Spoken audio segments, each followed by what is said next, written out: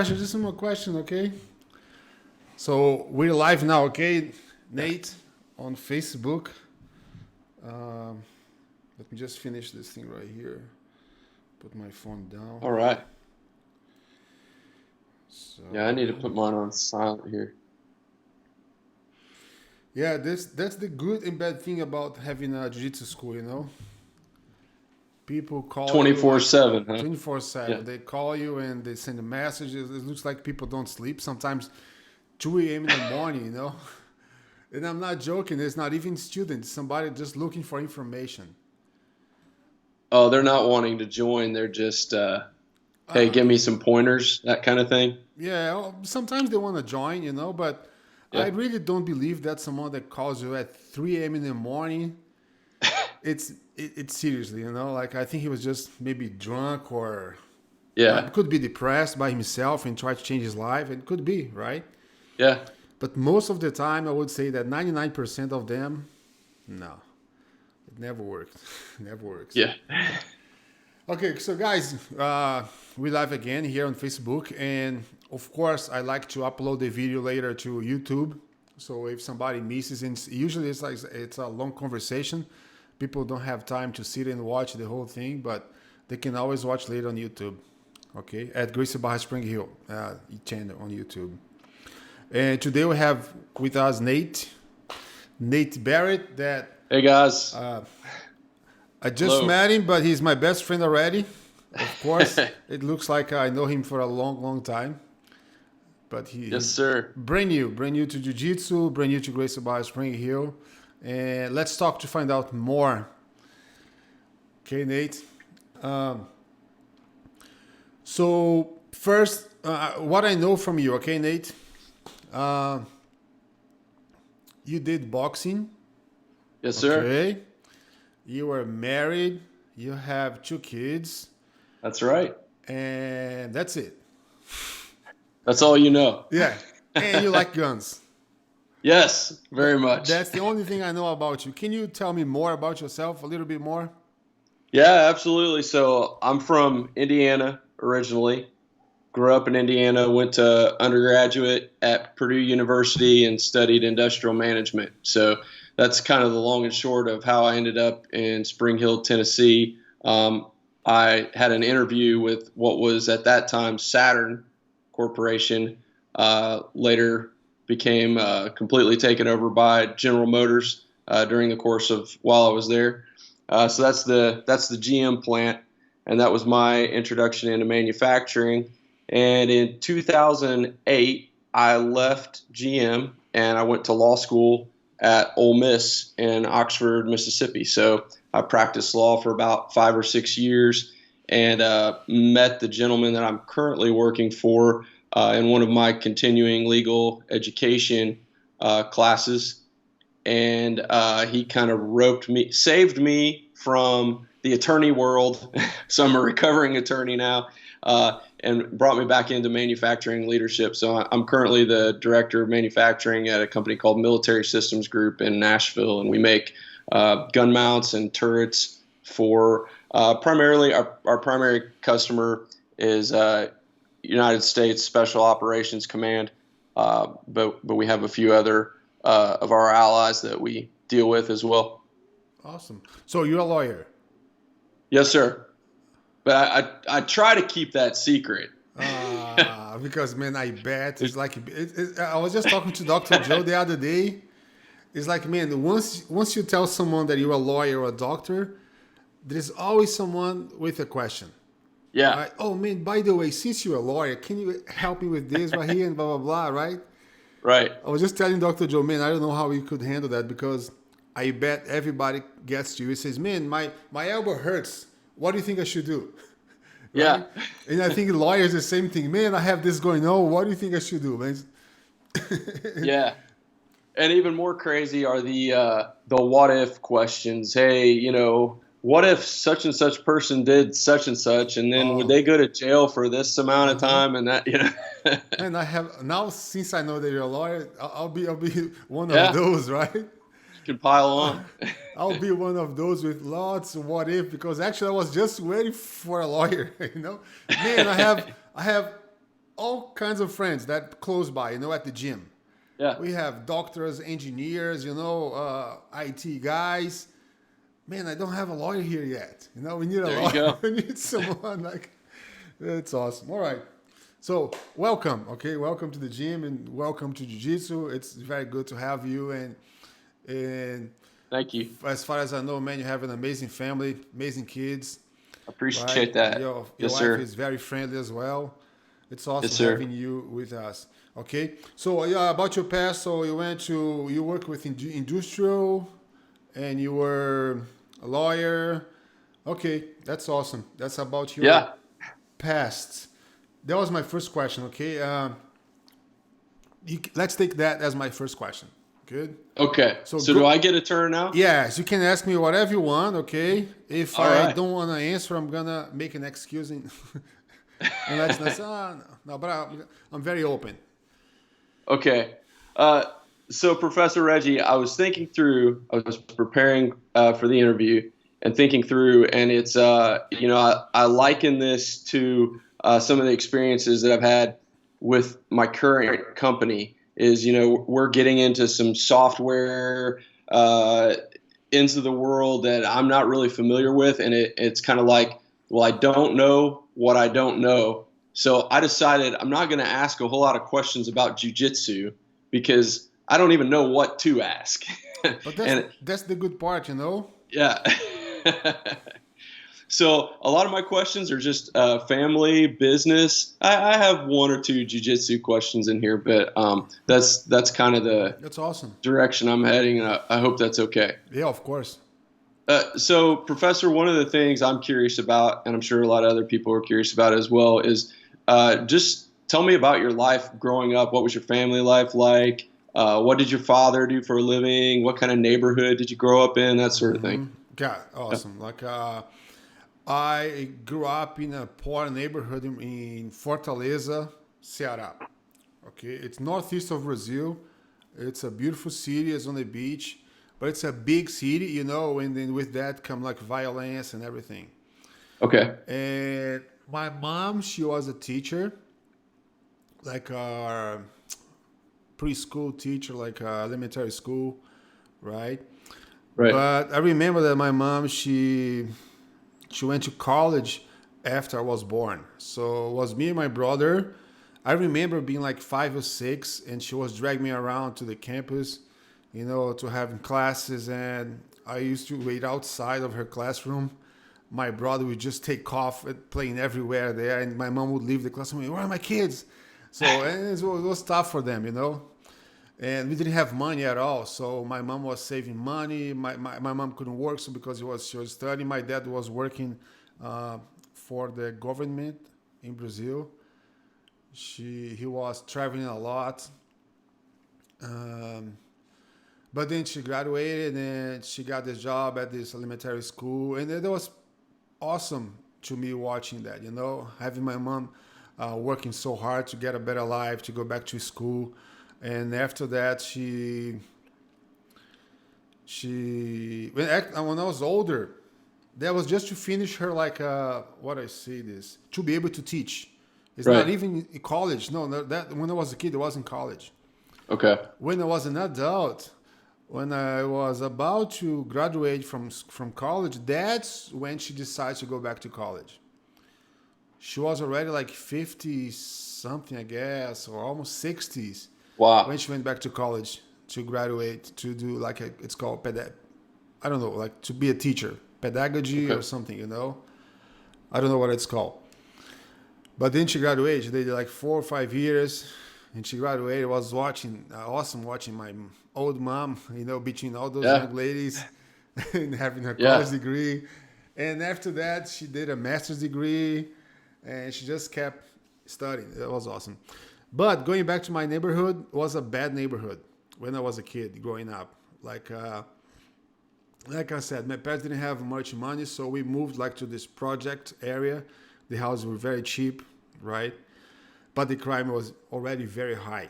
That was in the 70s, 80s. Crime in Brazil was it still is very high, right? But especially in that neighborhood, with a lot of trafficked drug dealers. And I remember like we used to go to bed and we used to hear like gunshots in the middle of the night, pa pa pa, and every night it was just natural. But until one day there, I heard one very loud, very loud.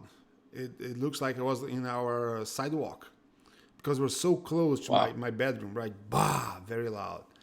And okay, we just another day, so we went back to bed, sleep. But my dad used to wake up very early to go to work, and with us, me and my brother, because our school was far away from the neighborhood because we went to a private school. Even my parents, they had no money, but my whole education was in a private school, the best schools in Brazil. Because that's the thing, my parents knew it, my kids, they're gonna go to school, they're gonna, so, but anyway, that day when we woke up, when I went, I was the first one to go outside, and I saw this, one of my friends, like, not friends, like someone that I knew laying down on the sidewalk Yeah. with no head. Wow. Somebody shot into the head right there, in his head right there in the sidewalk. So that's when my parents decided to move out of the neighborhood, out of Yeah. there. So that so my neighborhood was fun, you know. Like man, we used to Wow. play outside, like all the time. My parents used to yell at me to come inside the house to take a shower and eat something, and that what makes me sad these days watching some of the kids doing the opposite. My son right here, I have to spank him to go outside, right? Yeah. It becomes the opposite. Right now, you got to push him outside. Go play outside. You have a Yeah. skateboard, lots of things that you just want to stay in the house. But yeah, it was fun. My neighbor, Yeah. if I could do it again, I'll do the same thing again over and over. It was awesome. That Yeah. made me who I am, Gave you the grit. Oh, Yeah. yes. I learned Yeah. a lot. I remember in the same neighborhood when I was a kid, man, my parents, in Brazil in February, what we call Carnival. Okay. It looks like a little bit like the Carnival in New Orleans. Okay. Yeah. A little bit, right? So they bought me like a mask, right? For me and my brother, my younger brother, like a cloud mask. Yeah. And we went to the playground. Me and my brother was like a few yards from my house. And I was there playing with my brother. And this other kid came in. Oh, can I see your mask? Same age as us, maybe like 10 years old or 9. He took my brother's mask, put it in his face, looked at it, and said, I like it. And then he took off with my brother's mask. Okay. And I ran to chase the kid. I couldn't reach him. That was horrible. Our first, like, how do you say, robber? Yeah. First one in my life. Strong arm robbery. Yeah. Yes. First one, same age kid. Yeah, but I have so many stories, man, that if I do this, it's going to be like a few days just talking about my life, about my childhood.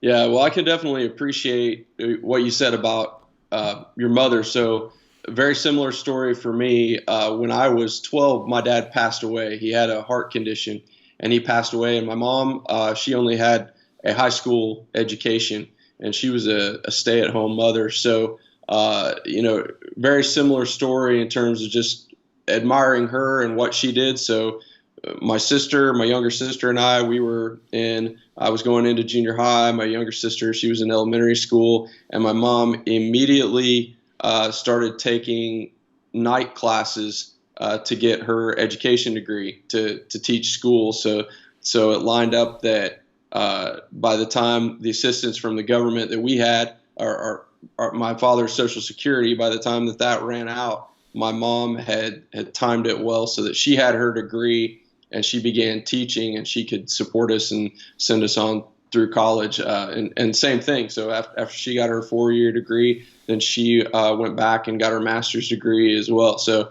yeah, I can relate to that. And, good mothers. Yeah. Oh, yes. That's another thing, right? I am a very family guy just because of that, what my dad and my mom did to keep us together, Like another shock that we have, like in Brazil, we don't move out. We don't, unless you get married, then you move out, right? Okay. It's not like here, you turn 18, okay, bye bye, son, good luck. Gone. Yeah. Leave the house and start living your life. No, in Brazil, that never happened. Like I left my house when I got married, when I was 20 something years old, 28, 25. Okay.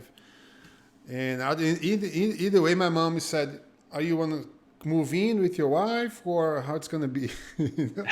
No, I think you're gonna have your own place. Are you sure? Yeah, it's time to go. Yes. Yeah. Okay, but now, Nate, now it's funny. I have almost the same question to you. How was your early life, maybe as a kid, as a teenager? Were you like a sport guy or a nerd? I was a nerd, absolutely. Yeah, but it was kind of interesting when I was growing up. So I think I was on the cusp of I think nerds are becoming cool these days, and so I was in that transition phase where before nerds actually became cool, but they were starting to become cool. And so maybe, I don't know, maybe me and my group had something to do with that. But I was not into sports at all. So, like I said, my dad had a heart condition, which ultimately was his demise. But so he didn't take us out a lot and play sports. He encouraged us. He encouraged me to play baseball, but I hated baseball. I hated t-ball. To me, it was just not very practical at all. I couldn't see the practical application of it, whereas math and science and business courses, I could see the practical application of that. And I felt like growing up, that's where I need to spend my time. So I spent a lot of time studying, graduated at the top of my class in high school, and my dad and my mom encouraged that to really be focused academically. And I didn't have a lot of natural talent athletically. So anything that I was able to do, I had to put a lot more effort in than some of the other kids. But I think as I got older, and actually, it was around about the time that I went back to law school. So I was in my early 30s back at law school. I began to realize, hey, I need to spend some time developing athletically and physically as well. And, I began doing some athletic training and came to the conclusion, if I put the amount of effort into athletic endeavors that I put into academics, I can still get the same result. I can achieve and do well, but it takes, whereas I had natural talent on the academic side, I didn't have the natural talent on the athletic side, so I really had to put that effort in. But I've just seen over the years my interest develop really in the combat type sports, shooting, archery, boxing, and now jiu-jitsu. It seems very practical to me, and it's something that I want my son and my daughter to do. I don't feel like there's a lot of value added in putting them into baseball, and they become 16, 18 years old, and very few students go on to college and play baseball, whereas jiu-jitsu, boxing, those sorts of things are something they can carry with them their whole life. So I think I got a little sidetracked, Professor, from your question. But no, you're good. You're good. Yeah, you're good. It's awesome. Yeah. So good upbringing. I grew up in a small industrial town in Indiana, Connorsville, Indiana.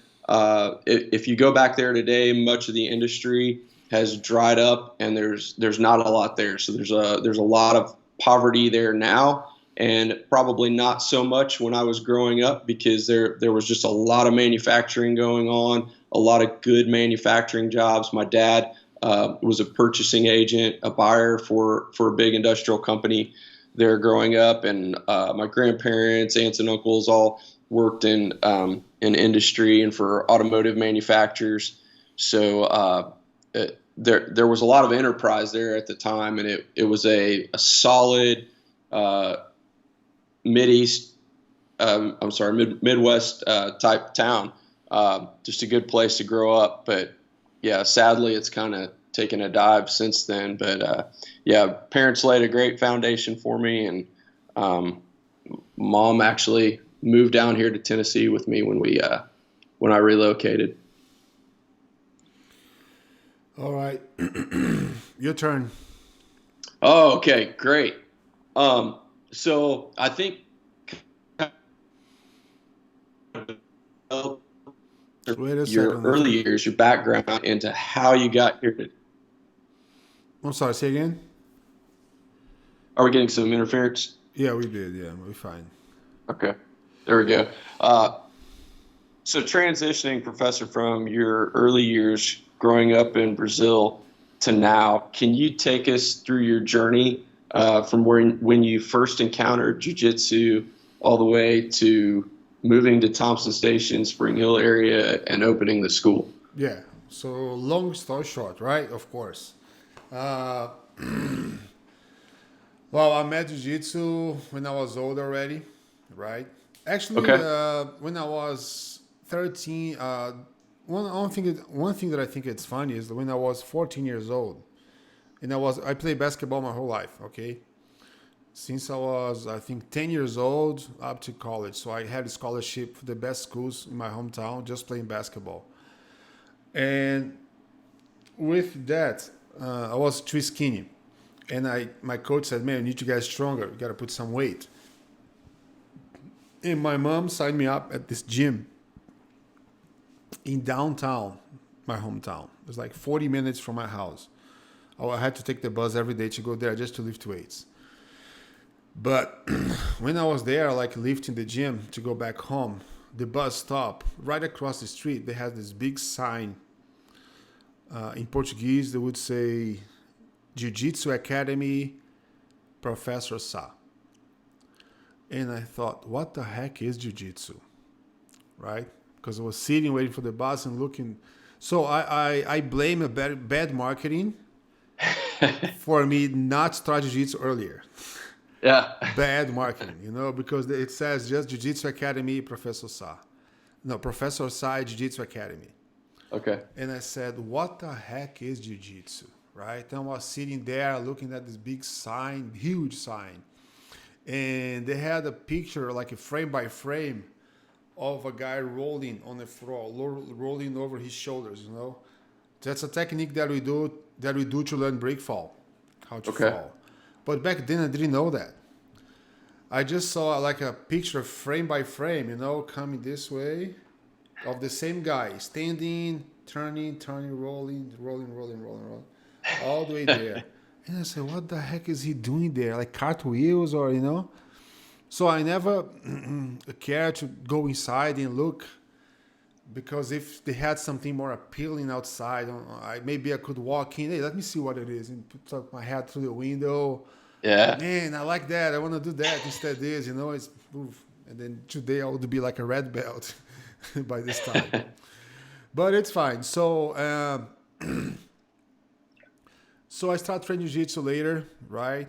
I was a normal guy, I would say this, working 10 hours a day, 10 to 12, traveling a lot, in a big company in Brazil.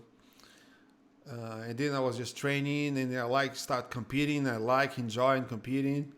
And then one day I came to compete here in 2008 in New York. And once I was there, I got this job offered to stay there. Hey, you want to teach jiu-jitsu? You want to live in US?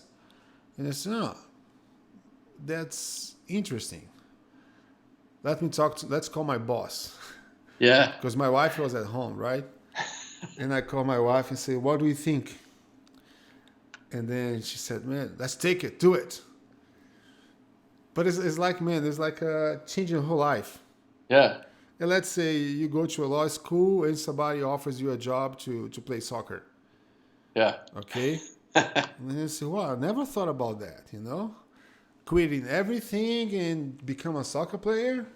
Right. Man, that sounds amazing. I don't know if you like soccer, but any other sport, anything like not related to what you did your whole life, right?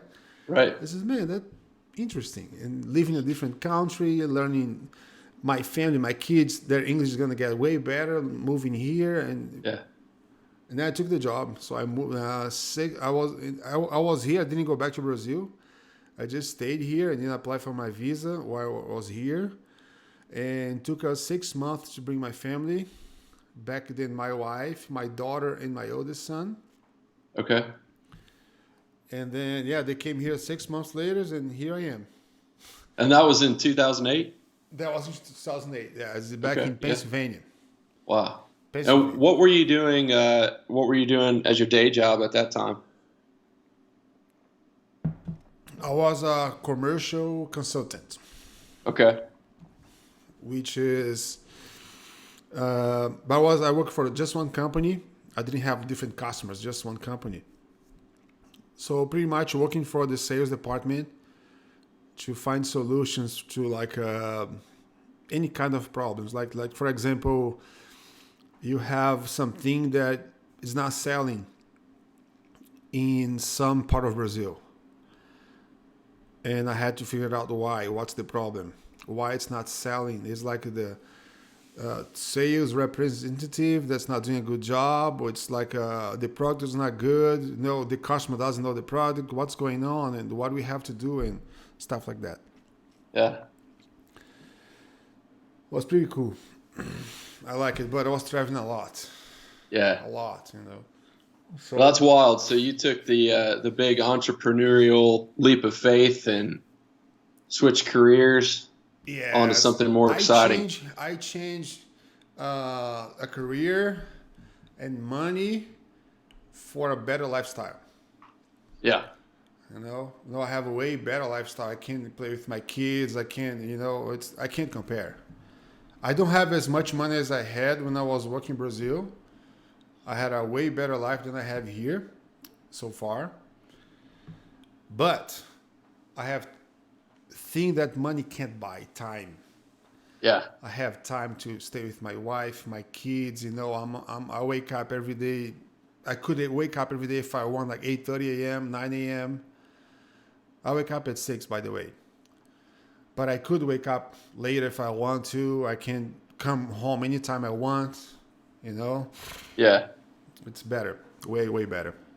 Yeah, I can certainly relate to that. So the 6 or so years I spent practicing law, a lot of that, long hours, a lot of stress because, you know, if you mess anything up, now you can get sued for malpractice.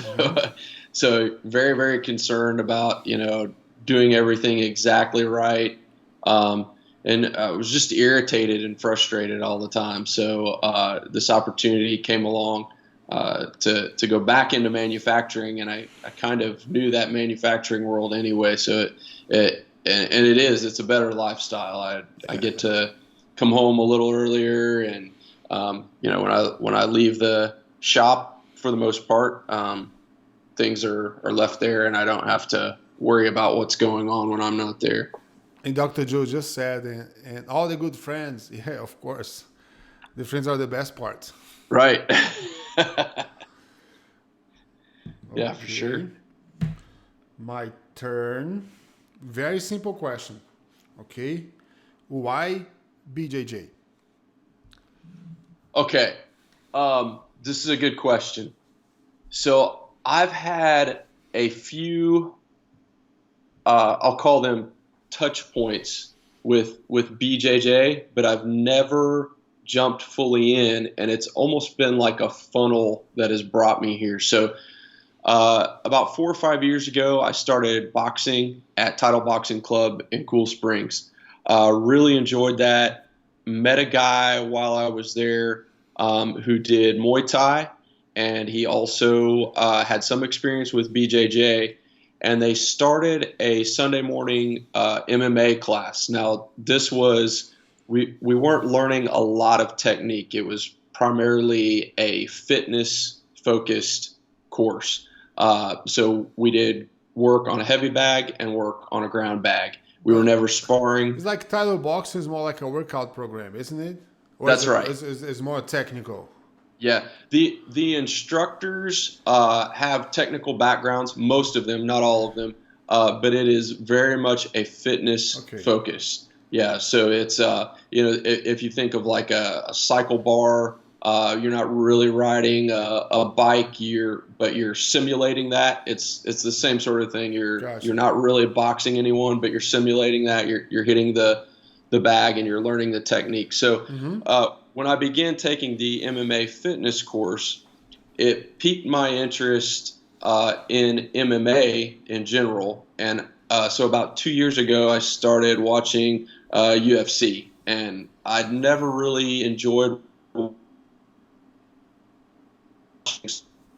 not get into football or basketball just as sort of a pastime, something to watch on TV, but wouldn't really get into it. UFC, I love UFC. I've not missed a pay-per-view in probably 2 years. Really? I love watching that. Yeah. So, Wow. and I began to see the techniques that they used, and I was familiar with the striking, but not familiar at all with the groundwork. When they were on the ground, it just looked like two guys rolling around on each other, and I had no idea what was going on. So that piqued my interest. That was probably touch point number 2. And then most recently, my son and I bought my son a set of books called Way of the Warrior Kid. And this is a series of books written by a former Navy SEAL, Jocko Willink. He's written a lot of business books that I've read of his before. And it's a really good story. It's a kid's book, but it's a really good story. He wrote the kid's book? Right. Yeah. He's written an entire series. This is a 3-part series, and then I think he has some offshoots for that too. But the kid's book, in the book, there's a weak kid. He's getting bullied at school. He's having problems with his times tables and several other things going on in his life. He can't do the pull-ups at his physical fitness test. And so he has this uncle that's a Navy SEAL, and the uncle comes in and says, we're not going to have any more of this. I'm going to teach you the warrior path. And so he begins working with this kid over the summer, and one of the key things that he does is he enrolls his nephew in a jiu-jitsu school. And it was just so interesting to watch the development of this character at the jiu-jitsu school. And so my son, he starts getting interested in it. What is this at jiu-jitsu? And I'd already had the seed planted in my mind. And then I think we saw an advertisement for your school on Facebook. We're like, okay, that's a quarter mile from here. We're gonna try it out. So that's been my journey into BJJ, and I'm loving it. It's great stuff. I'm sorry, what's the book's name again? It's called Way of the Warrior Kid. Way of the Warrior Kid. Warrior Kid, and it's by Jocko Willink. I think I'm saying his name right. Yeah, I don't know how to spell his name also, but I'm gonna just put the book's name right here. Way of the Warrior Kid. Okay, so I can remember later. Yeah, it's on kids, on Amazon. Right? Yeah. So it's for kids, and it's good for me. Yeah, absolutely. That's what I was thinking. No, yeah. Because the English, people don't get it, man. You may think my English is okay, but it's not yet because, man, English is my second language. I didn't speak English my whole life. So my vocabulary is very limited, my grammar. So when people give me books to read, it's okay. I can read a book. So I have a few books that I've been reading lately here. But it takes me forever, Yeah. So these are a few books that I'm reading now. But it takes me forever because the vocabulary is too complicated for me. So I have to stop and I have to see what it means and okay, now makes more sense. But the kids' book, it's always the best. It's always it's pretty great too because they almost use it's not formal English in the book. It's just very much conversational English and a lot of slang. And not bad words or anything, but just slang terminology. So it's good. It's good to read, and it's just an interesting story. It's a good story. I would read it even if I didn't have a 5-year-old. Yeah, Professor Wesley Latz from Gracie Barra Franklin said, listening to his Extreme Ownership by Joko Willink. Yeah. Joko Willink. Yeah, that's a great book. I use that book a lot in or just concepts from that book when I'm working with my guys at a military systems group. Just owning up to what you're doing and not trying to pass it off or blame it on somebody else. Mm-hmm. So that's why BJJ, right? It came as you thought about and came on the right time. So right place, right time. That's right. Because maybe if you didn't see the ad on Facebook, maybe it could take you a little bit more, a few more months to hop in, maybe, right? Right. But did Yeah, you? you made it easy. You made it easy and convenient, and you're very close to my house too, so that's great. But when you came in, did you come thinking about checking out for your kids or checking out for everybody? It was pretty selfishly motivated. I was hoping that if I could get my kids involved, that my wife would go along with me being involved too. So that would be like Yeah, the first priority or having the right. kids. If it works I was out, really my first priority. gotcha. Okay, Yeah, that's you know what happens, like Nate. Sometimes, actually, I'm gonna say that's something that I think. Okay, I think everyone that bring their kids to jiu-jitsu, deep inside, they also want to train jiu-jitsu. yeah, Deep inside, because it's like, man, we always wish the best for our kids. right. And if you wish something good for our kids, man, we wish for ourselves too, right? It's like, Yes, man, I want my son to be a fighter. But guess what? You want to be a fighter too. But right. you might think you're too old for that, or you don't have money, you can't afford. And then if you can't afford just one, it's going to be my son. But I know, like, deep inside, everything that I want from my kids, it's I want for myself as well, right? Yeah, That's what I think.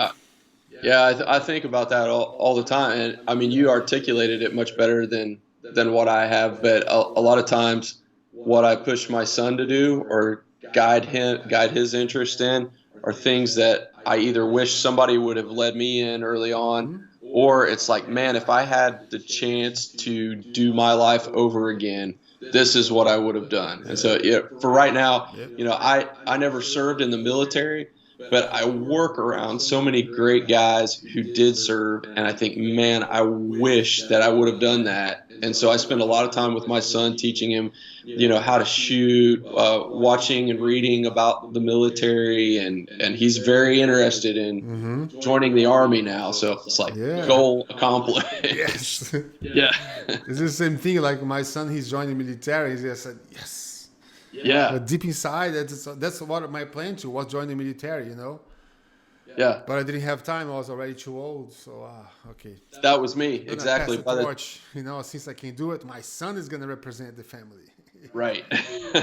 Yeah. Okay. Your turn. Okay, professor. So, kind of furthering down the business path here, what does it take to open a Gracie Baja school? Are you buying into part of a franchise? Do you have to study directly under a Gracie family member? Is there a certain set of skills qualification? Well, How do you get into the school? first, to open a Gracie Barra school, right, you must be related to Gracie Barra. So, Okay. like being a black belt. At least if you're not a black belt, you should be under someone on Gracie Barra. Like for example, Nate, you could open a school. Like tomorrow, Nate. But as a white belt, you need to be with someone like myself Okay. or another black belt on the Gracie Barra. And of course, Gracie Barra requires a lot of things like background checks and just to make sure that school is going to be a successful school, right? We don't want to Yeah. open schools today and close 2 months later. So it has to be something well organized, like a business plan, and then someone that has some like a reputation, some role model for that school to represent the name. So we are very proud to keep these standards high. Yeah. And I think that's it. It's not so much. Of course, you have to have an area to open the school. Like, can I open the school like a close to another Gracie Barra High School? They have like Okay. some like a non-competition area to open the schools. And yeah, but what I think that all of my students one day should open their own schools. I think that would speak very highly of you if you were able to develop your students in such a way that they could do that. And I definitely have That's observed, and yeah, that's that's the dream. That's the dream that I have. That's the vision that Master Carlos has of having one Gracie Barra High School in every city, at least one. It depends how big the city is, right? yeah. Because we really believe in jiu-jitsu. We, one, I think that the product that I sell, right, I really believe is the best product outside. Okay, so the jiu-jitsu is the best thing that could happen to anyone. It's gonna help them in so many ways that you're gonna find out later, right? It's just saying it's not enough. You really have to do it and to figure it out. And then you look back to these days, like July 12th, 2020, when we spoke, and you say, man, yes, I had no idea when we talked, but now it makes a completely sense right now. So I really do believe that jiu-jitsu, it's amazing. So, and then it makes my life way easier if I sell something that I really do believe, you know. That's right. It makes much easier. Like, and then when people don't like it, don't trust, I say, okay, I'm not gonna push. If you don't like it, okay, Yeah. you're gonna regret one day. Right. But all right, okay, it's not Yeah. so hard. I'm amazed, and my wife has been amazed. So she's a certified teacher. She has her master's degree, national board certification in teaching, and she's said to me multiple times, you know, of course, we try to be at most of the classes that our kids go to, and she's just very impressed with the fact that there is a very clear curriculum, and it's very clear that there's a lesson that comes out every time. It's not just you just kind of show up and wing it. Professor Reggie always has a lesson in mind, and there's something that the kids get out of that class. And I think too, just your demeanor But with the students but also is it's amazing that she can see that, because lots of people they don't, you know. But like you said, everything that we do, there is something behind, right? Every yeah, game that we play, there is something behind that. We don't want to force the kids to learn something. Oh, you have to learn this. It's very important. This is how it works. No, man. We what we want to do it's put the seed right there, you know. Poof. And one day that seed is gonna just grow.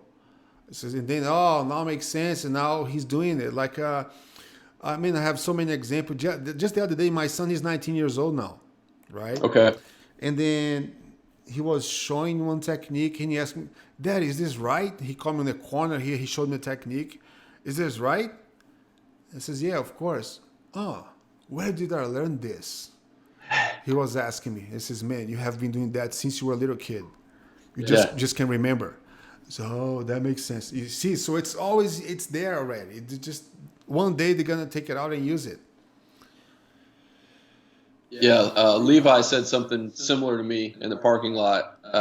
When was that? Yesterday, I guess it was. He said, you know, he was just amazed that he had taught a class, and he thought, man, I'm not qualified to teach this, and then it just came out. It was in his mind, in his muscles, and Who he was said able to that? do it. That was Levi. I Levi, was right? talking Yeah, to yeah, Levi. yeah, Yeah, yeah. yeah, Yeah, but it's always there. Yeah, Professor Wesley said, "Yes, Professor, we all will open the school one day. If you believe in it and passionate about it, why not do something you love?" Just like we said, right? yeah. Absolutely. That's the plan. Yes, My sir. next question: Good stuff. Are you? I usually ask what jiu-jitsu did for you, right? But for you, I'm gonna ask different. I'm gonna ask, what do you think? Okay, what do you think jiu-jitsu can do for you and your family? Let's talk about like in 5 years, 10 years, 20 years. You know, Because right now you have like a month of training.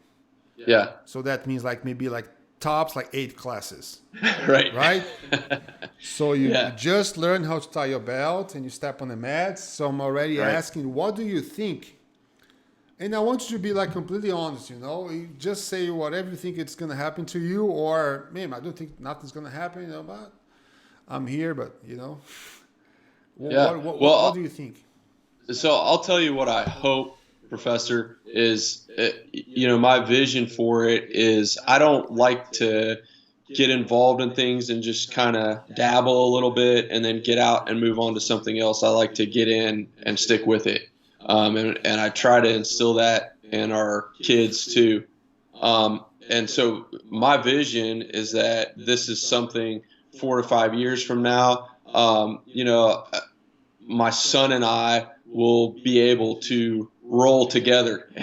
And this is something for our family. I'm really surprised with my daughter that she's picking up on it. She's looking forward to it and enjoying Yeah, it, but I'm going to sorry. By classes. the way, how old is your daughter? She's 3. 3. Yeah. She's only three She just years turned old, 3. man, and Yeah. she's amazing. Yeah, everybody should watch Thank you. her. You know, I just posted a picture of her the other day. Was the most cute thing, the little tiny thing on the mat with the gi on and doing jumping jacks. And it's awesome. Yeah. I'm sorry. Go ahead. Go ahead. I'm sorry. Yeah, it's really fun. So you should know. I think I may have told you this, but my son went to the trial class and she was sitting on the bench during the trial class and she was crying and upset that she couldn't go out. So the next class we said, okay, you can go out too, and the rest is history. So now she enjoys it. But yeah, to answer the question, my vision is that Tuesday, Thursday, Saturdays, me and my son, as he gets older, we're going to be able to go to class together and be able to roll around together and just have a lifetime of a lifetime activity that he and I can do together. Okay. A question here. In the future, it's going to happen. I know for sure. He says, Daddy, I don't want to do this anymore. I don't want to go. How do you deal with that? Yeah, so we just had the same thing, something very similar. My son also takes Taekwondo, and he, of course, he's only 5 now, so he doesn't really know what's best for him or not. We're going to determine that. But he was nervous about going to class. Very uptight about it. Had a lot of perfectionism in him, and would get very upset if the instructor would correct him. And he just got to the point where, hey, do I have to go to Taekwondo today? Can we do something else? I'm not really feeling good. And I just told him, hey, you set a goal for yourself. Your goal is to get this black belt in Taekwondo. You told me that. I didn't make that goal for you. You told me that was your goal. So you've got to keep pushing through and keep your eye on that goal. And if there's something going on with the class where you're not gelling with the instructor, then we need to have a conversation with the instructor and work that out and talk about it. But to just quit is not an option. When his guy's black belt? Any idea when he's gonna get his black belt in Taekwondo? Any idea? So Taekwondo, you may know, but is very different than how I observe the jiu-jitsu system. But Taekwondo is very, very rigid in belt awards. So if you learn activity ABC and you can demonstrate proficiency in those 3 things, you are gonna get your next level belt, and it's on a very structured timetable. So he should get that if he continues at his current pace. By the time he's 7, he should have that. Mm-hmm. Okay, and then he quits.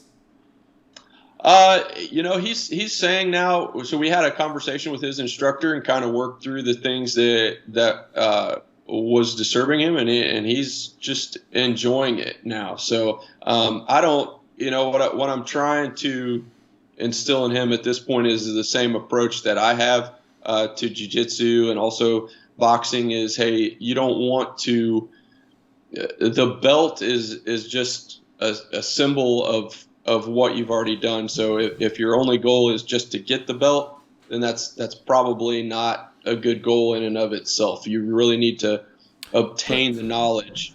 but for a kid to understand, I think that's okay. I think you say, Yeah, okay, kid, let's set goals and then you can quit. Okay, not quit, just finish it. It's not that you quit, you achieve your goal and then you're done. You move up. So you can come to him and say, listen, okay, Taekwondo, you can quit when you get your black belt. Not quit, finish it because you get a black belt now. yeah. Deal? Okay, what about Jiu Jitsu? Same thing. When you get your black belt, you're allowed to leave the school. Deal? Sounds good? I don't know if I really like that for jujitsu because I feel like it's more of a lifelong learning. I could be, I may not know enough. I probably don't know enough about jujitsu, Yeah, but I feel like Nate, he's not allowed to get his black belt before 19 years old. okay, there we go. So by the time he's 19, now he's developed a lifelong habit. Yes, that's what I'm saying. Okay, Yeah, so it's time to set a goal with him. Okay, let's Taekwondo, Jiu-Jitsu. All right, get your black belt, and then you can stop. Let's do something else. That's awesome. yeah, When he gets black belt by the age of 19, gonna be the one that he never wants to quit anymore. you won't want to stop. Yeah, Yeah, he won't stop. It's forever now. It's too late. yeah, It's too late. It's funny because my son, man, my kids, they don't have options. You know, for jiu-jitsu, it's mandatory. It's like going to school. Twice yeah, a week, that's it. You want to go 3 times, 4 times, awesome. But to me, twice a week. You go yeah, twice a week, you're good with me. You call sick, oh, I'm sick, I don't want to go to jiu-jitsu. That's okay, stay home. Go to bed, go to sleep. No video game, no TV, no nothing, chicken yeah, soup and sleep because you're sick or tired, whatever. Yes. yeah. So and right now, the 10-year-old, he's getting better. He doesn't complain anymore. And now my oldest one asking me now, when do you think I could get my black belt? Ah, Now he's thinking, but before he was just pushing, I don't want to go, blah, blah, blah. Now he keeps asking. And I said, maybe like 6 more years. He yeah. said, okay, I'm just asking. Okay, I just want to know. All right. That's You got good. to kind of have something in mind. Yeah, that's true. That you bring up a good point. I mean, you do have to have, especially as a child, that to not be able to really conceive of, well, what does that mean that this is a lifelong learning experience. They really have to have some sort of goal. That's good. Yeah, and like jiu-jitsu is not like a reward. Like it's a class. It's just like going to school. And because some parents, they ground their kids. Oh, you're grounded. You're not going to jiu-jitsu. Yeah, No, don't do that, please, man. Ground him with something different. Jiu-jitsu should be the other way. You're grounded. You're going to jiu-jitsu. You know yeah, what I mean? Like because it's part of his education. yeah. Okay. So I think my turn now, Yeah, your right? turn. Yes. Is that right? Yeah. Yeah. Okay. So Professor, you were a commercial consultant prior to owning your own school here. So let's say there is no jujitsu. Yes. Jiu-jitsu never existed. Jiu-jitsu is off planet Earth. What would you be doing for a living now? For a living, the same job that I was doing before. Okay. You just keep on rolling. Yeah, Yeah. as I liked the job. It was very challenging. I loved the job. It was awesome. But of course, I will be doing different sport Yeah. because I played sport like my whole life since I was 10. So I can't just stay on the couch watching TV or just reading a book. I need to go out. I need to sweat. I need that adrenaline. Not as Yeah. much adrenaline, but I need to pump. You know, I need the hormones that work out, put in your body after you're done. So I'm addicted to that. I can't just stay home. Yeah. So it could be like lifting weights or like a judo or maybe not judo anymore because judo is very tough, right? Falling all the time. It's very hard, but for sure I'll be doing lifting weights or I don't know, boxing, Like Yeah. I took, Boxing is fun. I did Muay Thai, but just as a like a compliment, right? Yeah. Always my thing was jiu-jitsu. But of course, like I could do like once a week Muay Thai, like once a week a boxing lesson.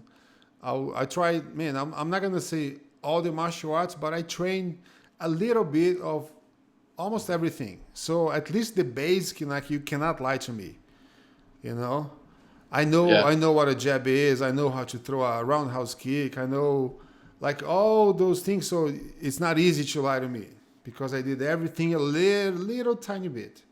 Of Yeah. course, as a brand new white belt, but I know what it is. So I would say like striking. I don't like a lot of striking because I don't like to get hit on my face.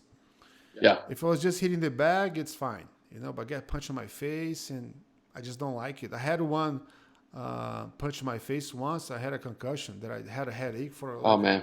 two weeks. It was horrible. Says no, I don't like this. Yeah. Um, Well, and you're too good looking to mess Yeah, up that right. face. Yeah, Yeah. that's the most important thing. Like I had a black eye right here. Like I had a. Can you imagine? Watch.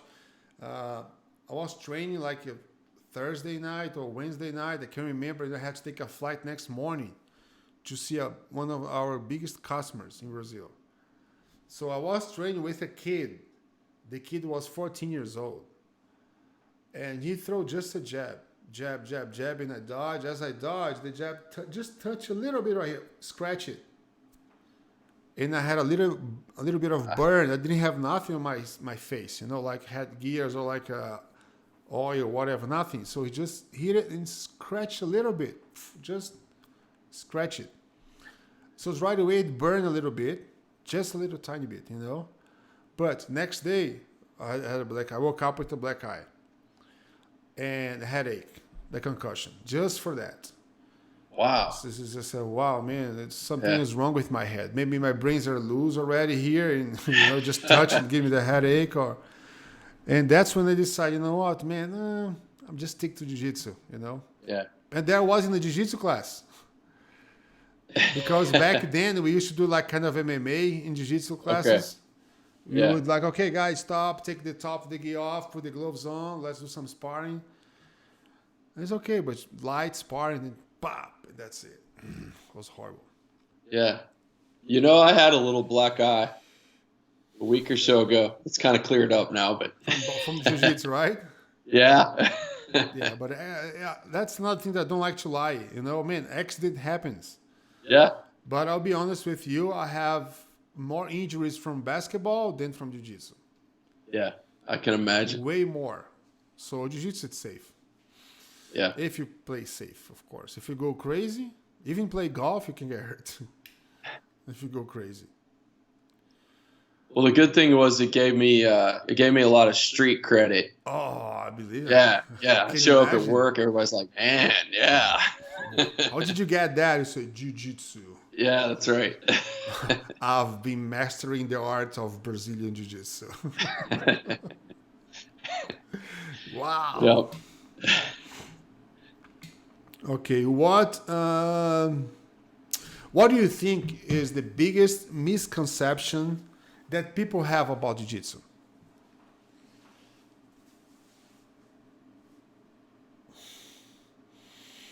Did something happen to you that you thought something, but when you walked in, oh, that's different.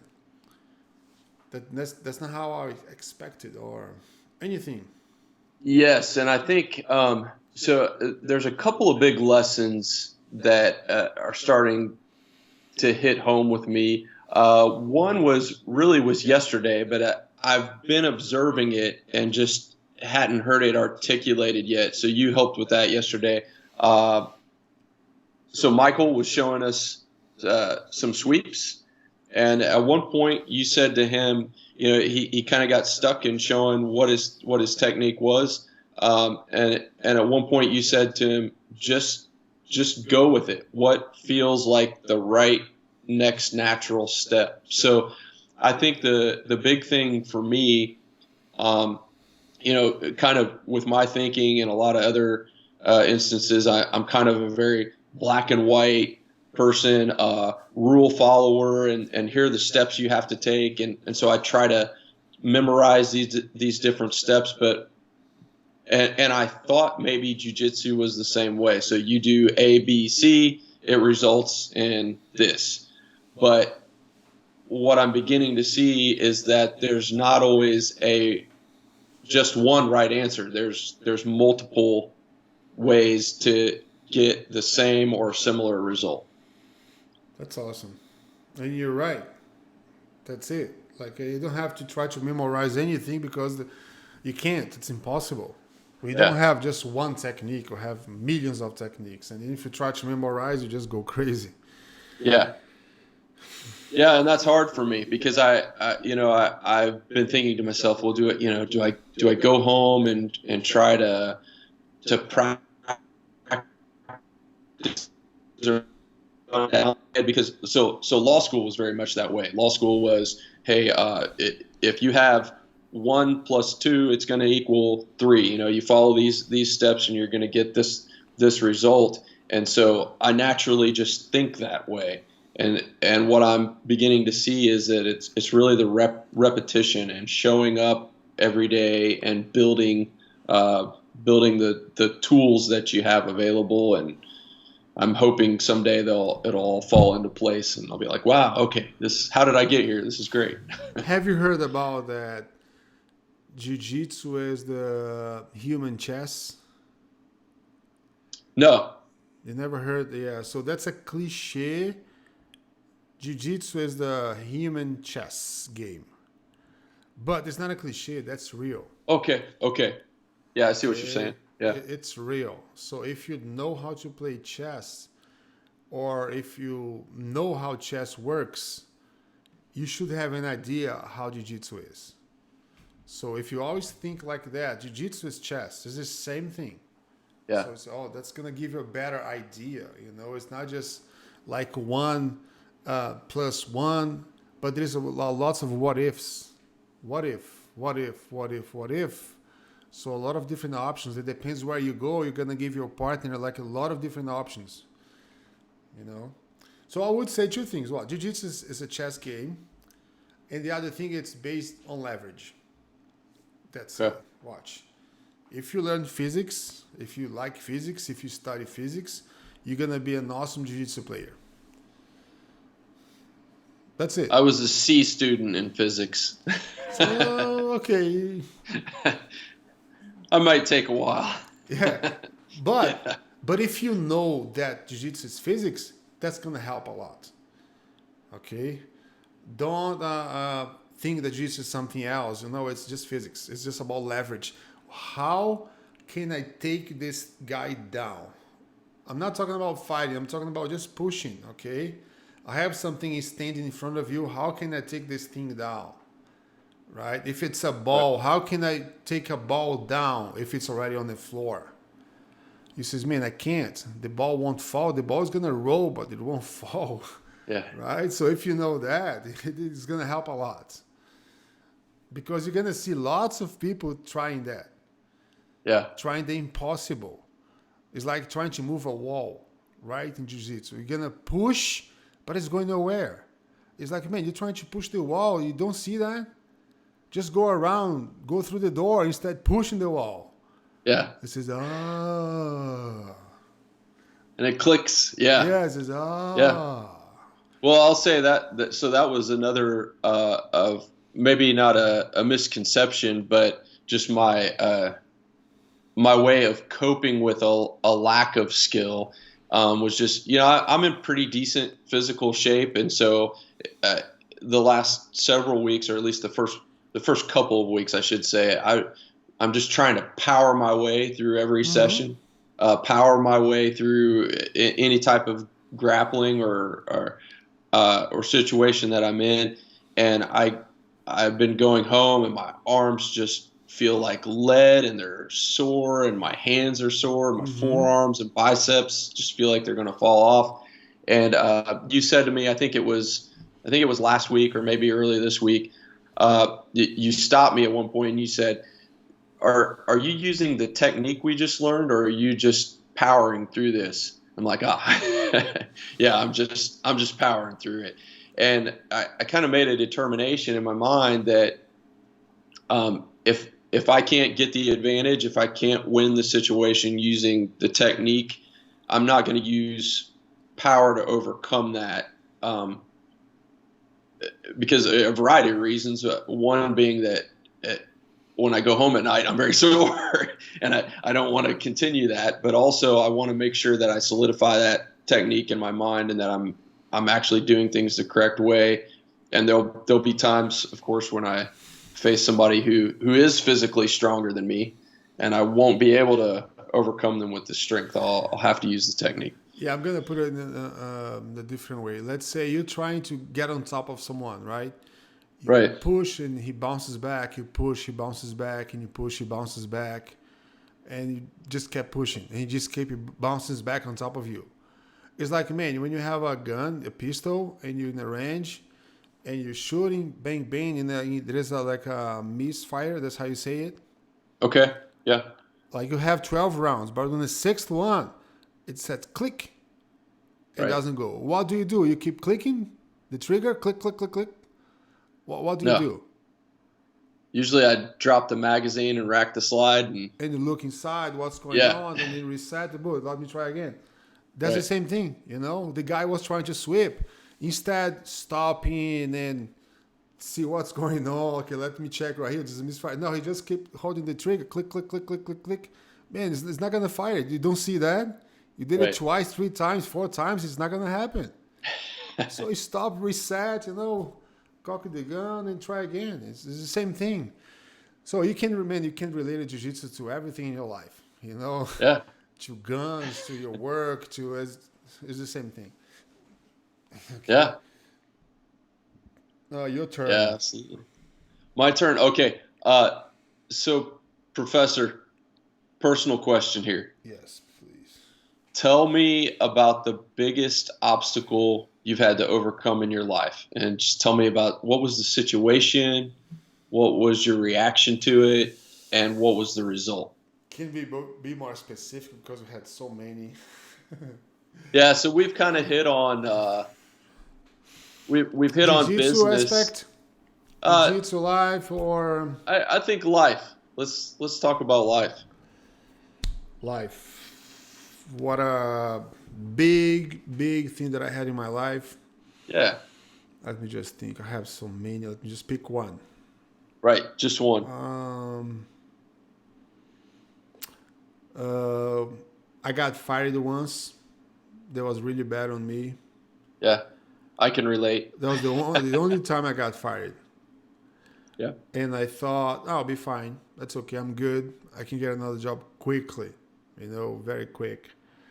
And I had some money saved. It was fine. So long story short, I stayed without a job for 9 months. Oh. On the 8th month, I had money to pay my rents, all the bills, and that's it. I didn't have money to pay the next month. What's going to happen? How it's going to be next month? Yeah. And my son, he was just born. So I was living. So I had money for 9 months. I kept spending. I says, holy shoot, now what am I supposed to do? Because I was just looking for a good job like I had before, right? Or something even better. But then, man, I remember that afternoon I was playing outside with my son, and I sat on the sidewalk, and I just watched him playing around. I was just scratching my head. Man, what I'm gonna do tomorrow, right? Looking at my son, and then I got a phone call right there. As soon as I did this to my head, and my cell phone rings, I answer the phone, and he says, "Mr. Almeida, are you still looking for a job? Blah blah blah." And I said, "I don't know. I'm just still deciding what to do." But I was desperate. Yeah. Could you? And he said, the guy like this, CEO, wants to meet me and talk to me. And I said, okay, let me double check my schedule and my agenda, and let me get back to you tomorrow. That's what I said. Yeah. And I said, yes. Yes. Jump up and down. Oh Yeah. man, then I got the job and it was awesome. So that was one of the hardest things that I remember right now, like in my personal life. Like Yeah. looking back to your family and to your kids, and saying, man, what's gonna be tomorrow? You have no idea because like I said, my parents don't have money. Like I can't rely on them. Oh, Yeah. can I get some money? No, we don't. So you can move in with your whole family here with us. And like I said, I had a good life. So Yeah. I just thought about selling everything, and it's going to be a mess. But thank God I was able to come back from the ashes. But it took me like 9 months. Yeah. It was horrible experience. I can absolutely relate. Yeah, we had a very similar situation right before my daughter was born. I lost my job, and man, that was tough. Thankfully, we had a little bit of savings, but what I've through, he brings you right to the edge, and you're thinking, Yes. man, what am I going to do? But he always comes through at the end. Yeah. Yep. It's gonna humble Yeah. you so much. Like man, it's like I can give you everything, but I can take back everything like this. Yeah. So I'm so thankful for that.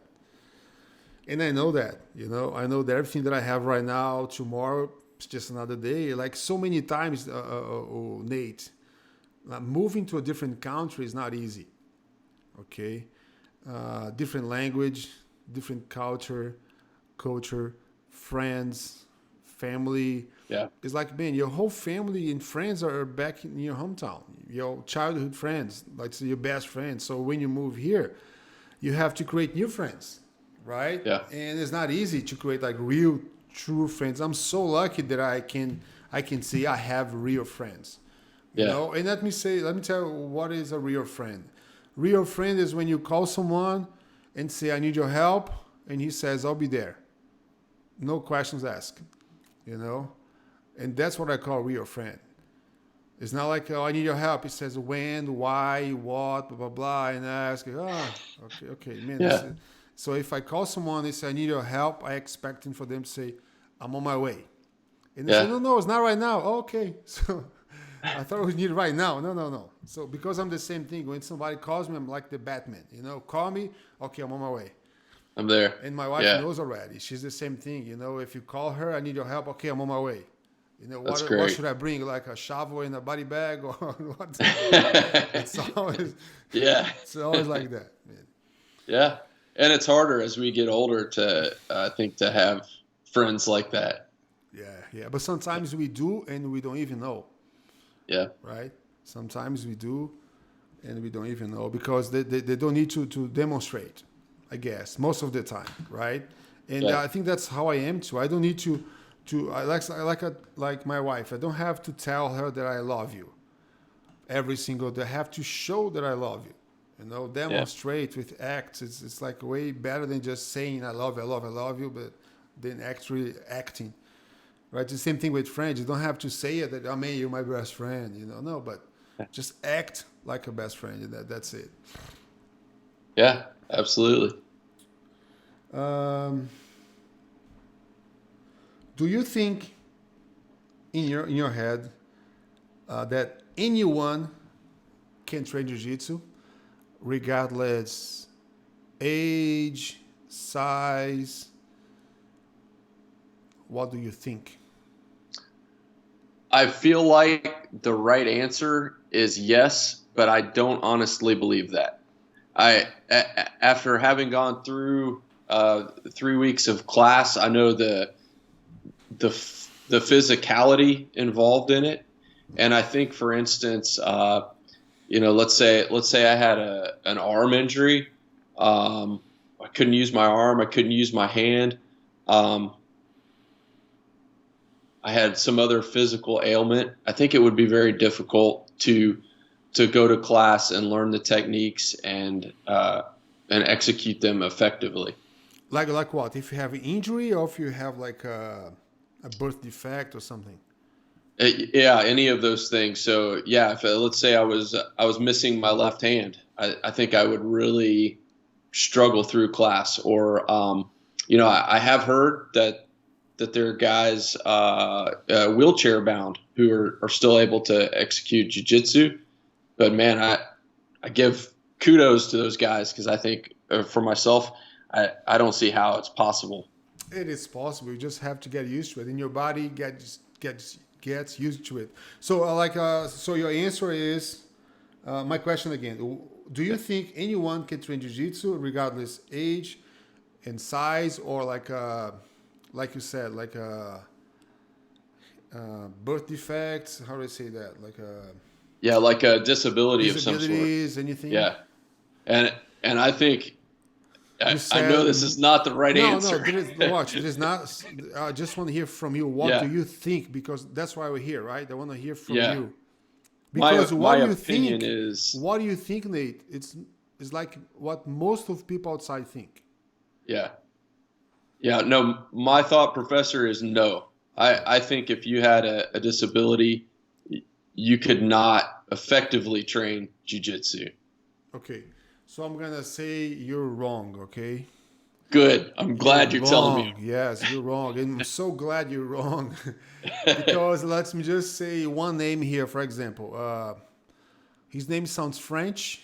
Jean-Jacques Machado. Okay. He was born with a birth defect on his hand. He just have two, if I'm not wrong, 2 fingers on his left hand, I guess. 2 fingers. Wow. He's one of the best grapplers in the world. Okay.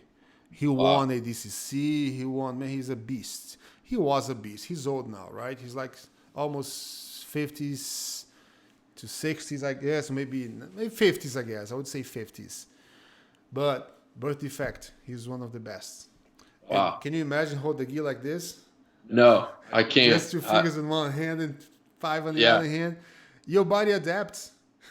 You know, maybe you're not able to use these 2 fingers, all the fingers, but you can use your foot, your elbow, or this hand right here. You grab different. You just have to adapt.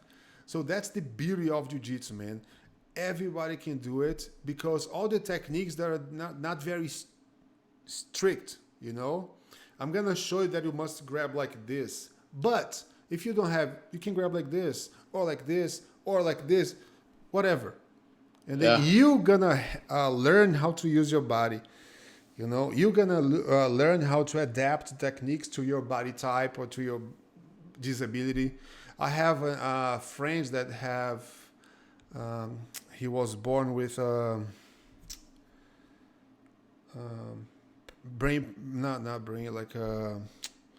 his left leg is way shorter than his right leg. Okay. And he used to work with me, and I said, man, you should train jiu-jitsu. You're joking, right? No, I'm not. This is come. I was a brown belt, and then I brought him to the school, and he started training, man. He became one of the best with just one leg. Of course, he wasn't able to run, right?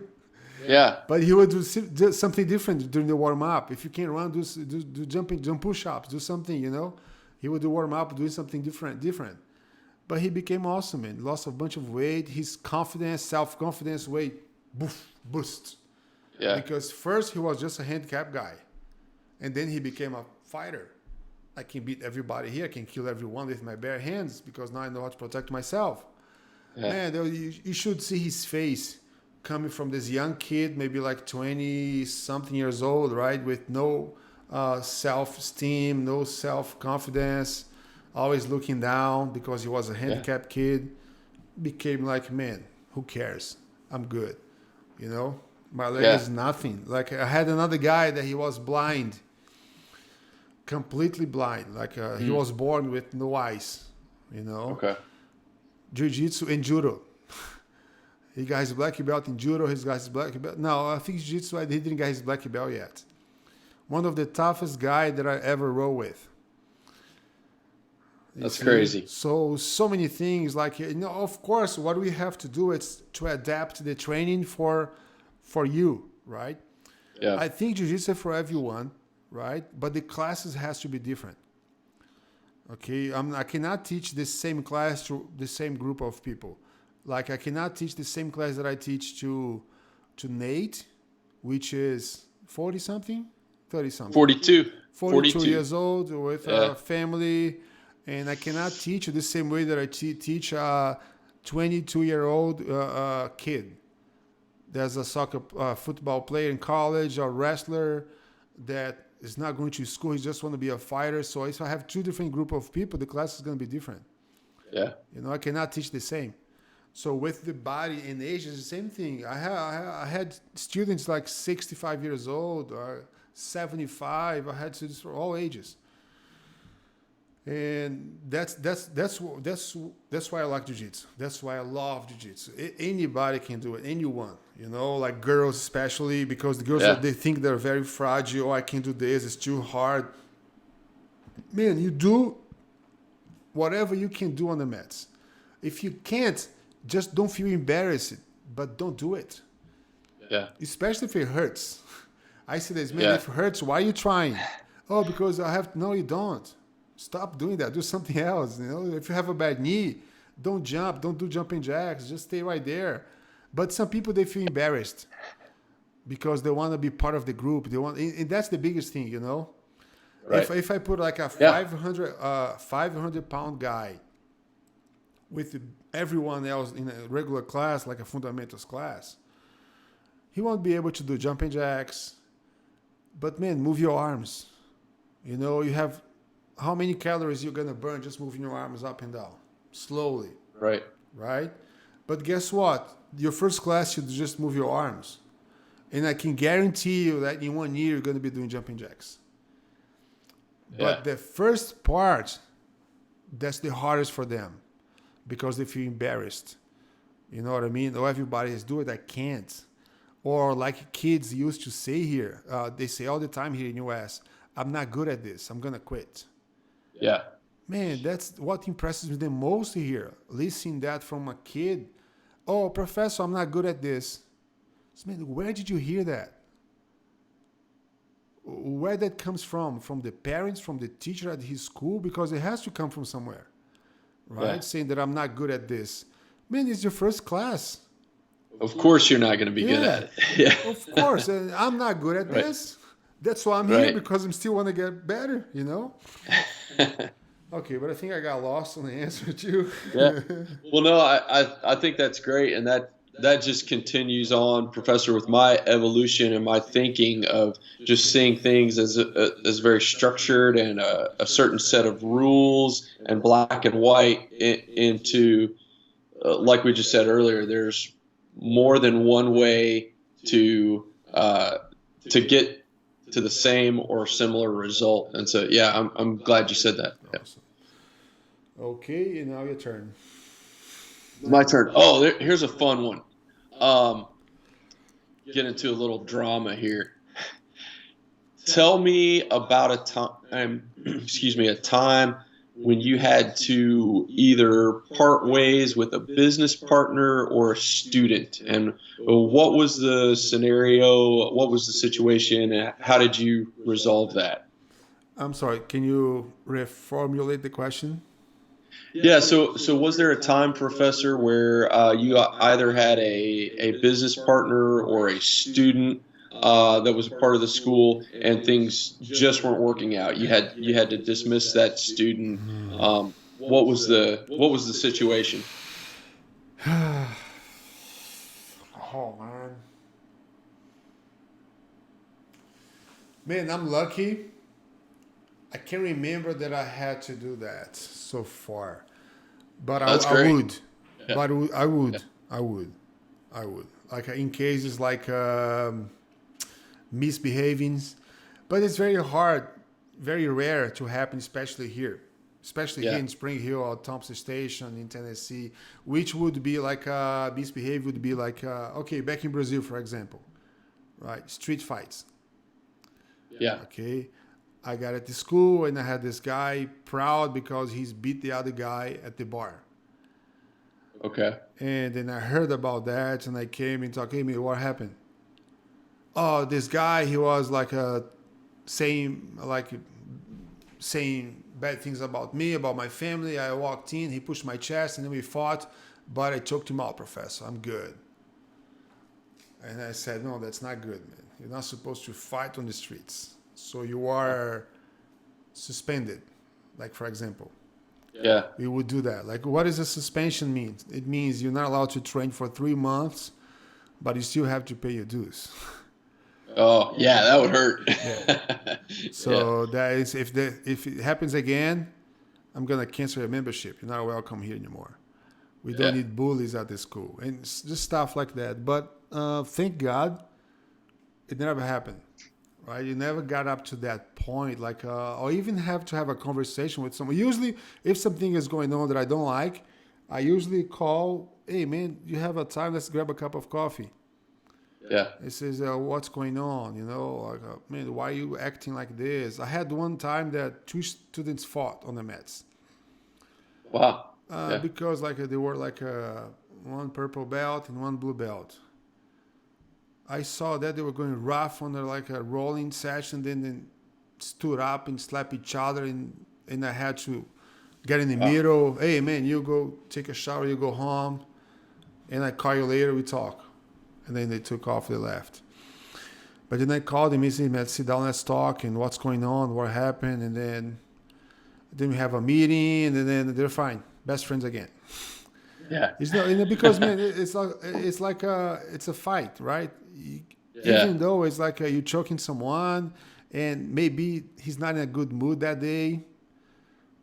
You know, sometimes you don't know what's going on in his life, right? Because not everybody is like an open book. Sometimes people are getting through divorce, and I don't know that, and I always ask my students, man, let's talk. I'm here. I don't want to be just like the professor. I want to be your best friend. If you need something, man, I'm here. Let's talk. Because that's part of jiu-jitsu. It's a community, right? It's a family. We're here to help each other. Like, not just helping like to move stuff. If you move in your house, you call me.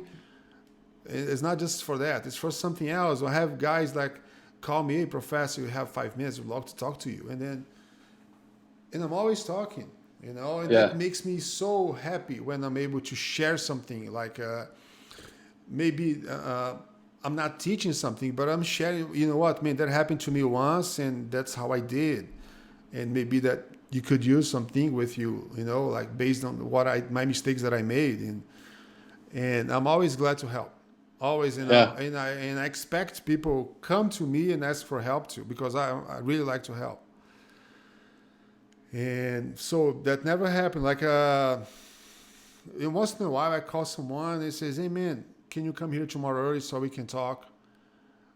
Oh, what's going on now? No, don't worry, nothing. I just want to talk to you. I miss you. Yeah. And then like they come and says, man, I heard this and that. What's going on? And then things go well, you know?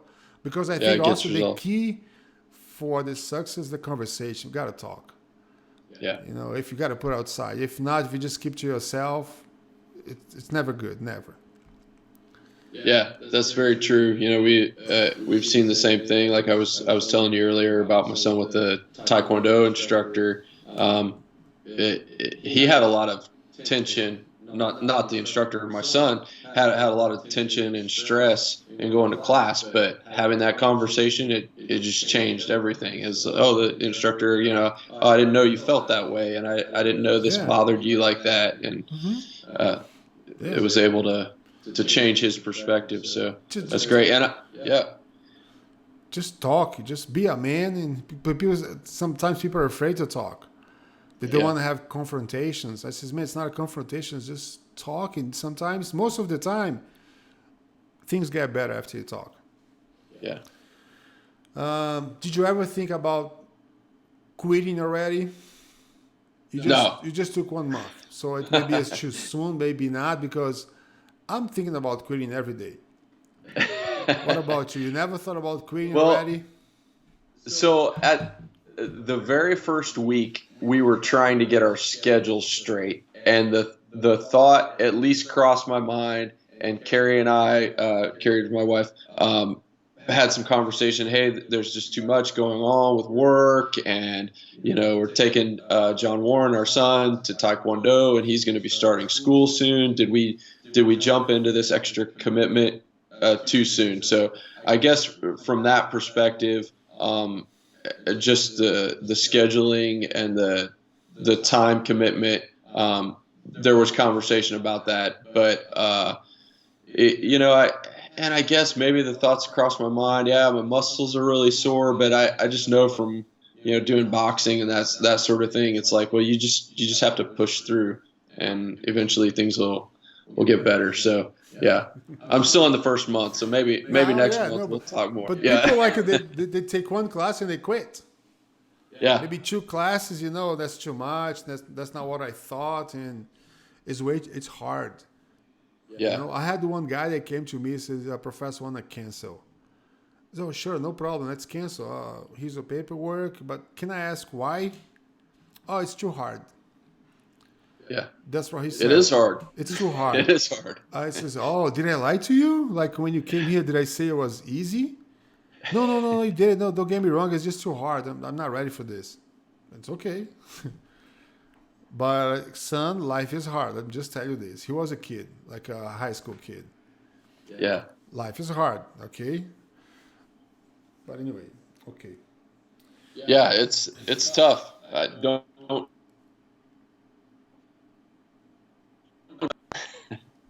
So your turn. But nothing worthwhile ever is. Yep. All right. Okay. Let's see. Oh, Professor, I've got a fun one here. Mm-hmm. So, I don't have any tattoos. I've been thinking about getting a tattoo. Don't do it. It hurts too much. It hurts too much. Well, I'm going to ask you, pick a tattoo and tell me the story about why you got it. What's your favorite tattoo? Why did you get it? All right. What is it? That's easy. That's easy. This one right here is like you can't see it, but it's like a koi fish. Yeah, like a Japanese style. This is my right shoulder here. Is like you see the koi. Yeah, I can see it. I don't know if you can see it. This is koi going up, right? Okay. And there is the koi dragon. Let me see. See the dragon face? Yeah, I can see it. Going down, right? Right. It's hard to see upside down here. So there is one coin going up and the koi dragon coming down. So, there's a Chinese legend that like the koi fish, they climb the river. It's very hard, so most of them die before get on top because it's very hard to climb the river on the top of the mountain. But to those ones that achieve the goal, they reach right there, they reach the golden gates, and then as a reward, they become dragons. Okay. So when they come back, they come as a dragon. Okay, and this I got in 2007 when I won a competition in Brazil. Nice. So I went to the competition, I won. There was like a World Cup. I did as a purple belt. And this was like a world title, but a different federation, right? Okay. And so and then I won. I felt, man, I have to put this on my skin. Yeah. And that when I heard about this legend that represents the hard work and it pays off. Yeah. That's why, and that's the one my favorite right here. Favorite. Okay. One. And I have this one that's like I want to go like a full sleeve, like a Japanese, like blossoms, right? Right. With the water there. I wanna use this as a reference to Nashville, the cherry blossoms. Okay. Because we have a lot here, and the waves from my hometown, the sea, the ocean. Yeah. And I like the Japanese style. It's gonna go all the way. My arm right here. Nice. But my son was just asking, when are you going to finish? And it says, man, never. It hurts a lot. It hurts. Never.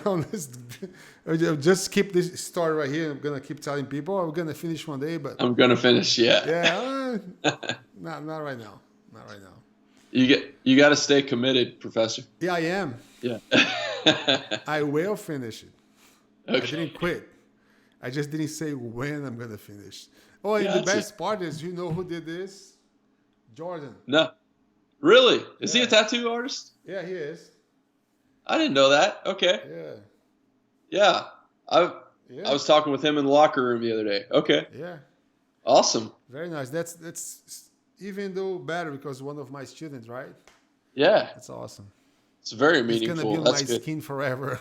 Yeah, and I like that. I like that Japanese style. I like watching the shows. There's a couple guys I've seen on TV that kind of specialize in that. It looks good. Yeah, I love them. The Japanese style too. I have this guy that in California, man, it's amazing. But it Yeah. hurts a lot. Hurts a lot. Okay. Okay. What was the biggest challenge you found when you arrived? Was like walking into the gym? Was talking to someone? Was taking your first class? Was the hardest part? Was convincing your wife, convincing the kids? What was the challenge? Yeah, I think after we got through the scheduling drama, that was we were okay there. But I think probably um,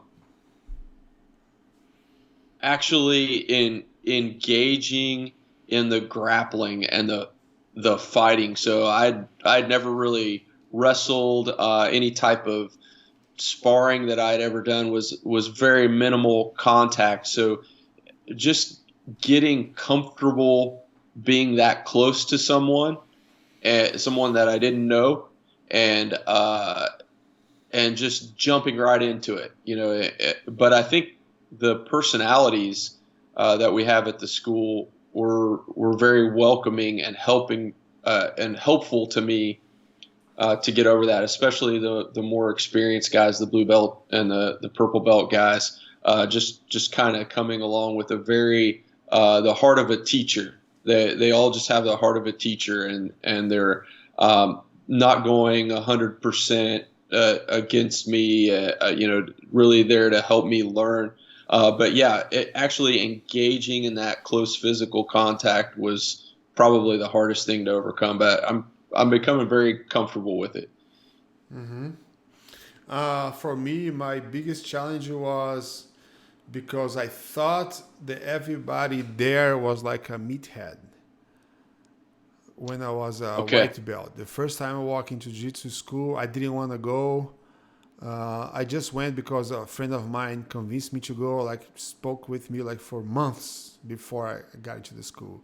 But I thought that when I got there was lots of people with like cauliflower ears, tattoos on their necks, like Yeah. meatheads, and just want to hurt each other, and that testosterone thing, a lot of muscles. And I says, man, I don't need this. Not at all. But when I walked in, it was awesome because none of them had tattoos. My first class. And I just had one tattoo. Actually, I didn't have tattoos back then. But anyway, when I walked to the class, like there was a small class, it was like a lunch class. No, 6 a.m. class. 6 a.m. class, right? So it was The just early like risers. that's how I started. That's the only time I had to Yeah. start jiu-jitsu because I was going to college and I have a full-time job. Yeah. I had no time at all. I could find an excuse to never start training jiu-jitsu. But my friend said, you know what, man, I'm going to pay your first month and I'm going to give you a gi, a uniform. Wow. Because just the uniform was like $300. Yeah. And in my head was, okay, I'm going to train for free. And then after that, I'll sell the gi. That's what I thought. But no, I just love it. Took my first class and fell in love, and here I am today. But walking in and watching those guys, like they were just like me, everybody. Yeah. They were about my age, and I had like one lawyer, one doctor, one engineer, one like a college student, and just normal guys. Yeah. And this is, man, where is everybody else? Where are the meatheads? They don't exist. It's just in my head. And everybody very smart. I thought I would meet someone that didn't know how to talk, just slangs, know what I'm talking? And I thought, Yeah. no, it was just a big misconception that I had. That's it. Yeah, I think same experience. Everybody at the school just very welcoming, normal guys, easy to talk to. They're guys I would like to hang out with, and they've been very friendly and welcoming. Your turn, my turn. I'm lost. You know. I think it's my turn, right? You asked me about the misconception. Yes, Yeah. yes, yes, Yeah. yes. Okay. Uh, so, Professor, you can probably see. Let's see. Look behind here, my camera. I've got all these Books. books on my shelf. Mm-hmm. I love reading books. Got books sitting next to me here. Books, books, books. So, Nice. question for you: people I respect, I always like to know what they're reading, Mm-hmm. so that I can read the same thing. Awesome. Okay. So what are you reading right now? Or if you prefer, just tell me about your favorite book. What's your No, favorite? okay. I stopped reading. Um, I think when I moved here, 2008. I didn't have time. I was just not interested in reading. I have also like a kind of like what do I say this? Like ADHD that I can't focus too much. Yeah. You know, it's very hard to me. It still is. You know, to read something, I have to read like maybe like 5 times the same page Right. to move on to the next one. If I'm really interested, okay. And then in like maybe like last 6 months, I decided, you know what? I think I should go back and read again because I thought that I was too smart already. I'm always like that. I'm very smart. That's how I see myself. I'm smarter than everybody else, you know? So, and I thought, man, I don't need to read this. It's just, I know what it is already and it's BS. And every time I read something, it doesn't mean that thing is true. It makes sense? Yeah. Every time I That's read right. something, I'm reading something from a normal person. That's what he thinks. That's his experience, right? And then I decided, you know what? I should go back and reading again. And now in English to help my English, my vocabulary. You know, that's why I wrote down that book because I'm going to buy it later. I'm going to read that book, you know? Yeah. Oh, it's a good But book. Yeah. so the last 3 books that I read, I was actually right here, those 3 ones. And this one here so far was the one that I liked the most. I've heard of that. This The E-Myth. book, What is that about? it's about like a technician that becomes like a business owner. Like, for example, the E-myth is the entrepreneur myth, right? Because everybody Okay. thinks just because they're good at something, they can own a business. They can run a business, right? Gotcha. It's like you're very good at guns, for example, right? You can fix guns. You work for somebody that fixes guns. And then you decide, you know what? Why am I working for this guy that I'm the head of the company here? I'm the one that does most of the job. That fixes everything. You know what? I'm going to quit and open my own business. So this book talks about the mistakes that the technician does to open his business. And most of the time, they're not ready to open a business. It's just a very good technique. They're a very good technician. They're a very good employee, but that's not true. Not just because you're a very good technician, that doesn't mean that you're going to be a successful entrepreneur. Yeah. And then shows like lots of things, man. I think it's awesome. This one. That's good. The Blink. Have you heard or have you read this? I've heard of that. Yeah. Malcolm Gladwell. Yeah, I've heard of him. Yeah. I have not read it though. This one talks about like, you know, when sometimes you have a first impression of something, and then actually it's true, end up that being true. Yeah. So it helps you to develop that thinking that the first impression that you have of everything, you blink, and you know who this guy is already. Okay, so it's a confirmation of that. Yeah. It's not trying to say don't let the first impression fool you. No, it's the opposite. It's the first impression. It's like it's amazing. I can even tell how it works. In this one here, I didn't read. It's my next one. I just bought it already too. Now that one I have not heard of. Think and Grow I don't Rich. think. Think and Grow Rich. Yeah. I need to read that one though. Yeah. That's my next. And now I have another one that I'm gonna buy from John Warren, Yeah. right? We'll bring it to school. He's done with the first two, so we'll bring it to school. I'm reading this. This is a novel right now. A novel. Yeah, Jack Carr, Savage Son. Mm-hmm. So this guy's a former Navy SEAL, and he's written 3 novels, and they're all great. They're just, if you're a gun guy, I know you are, Professor. I'm trying to be. Yeah. Anyone else interested in guns? This guy, he just does a great job of. It's a good fictional story, but he does a really good job of describing the detail of the equipment that he uses and the type of firearms, and the firearms play a big part in the story. Okay, cool. Yeah, it's interesting. That might go to my library too soon. Yeah, I mean, there's so many books, and I go crazy. If I try to buy all of them, my wife said, "Don't buy right now. You didn't you have two books right there to finish. You didn't finish them yet." It's not, you're right. I'm not gonna buy yet because it's just gonna be on my shelf right there, getting dust. Yeah, there's so many. There is a book in Jiu-Jitsu that you should read. It's Carlos Gracie, the Gracie family. Is it his biography? It's his daughter talking about him. Yes, Carlos Gracie. Okay, the Gracie. It's a very good book too. It's like very thick, but it's awesome. It tells a lot of things about the Jiu-Jitsu history in Brazil. Okay, yeah, I'll check it out. And of course, I read books like before that, just classics books. What it's called, man? There is one. I don't know, because I read in Portuguese, and the title in Portuguese sometimes doesn't make sense in English. There is one that the guy he dies and go to the hell to find his fiancée, and he has to go through the 7 circles in hell.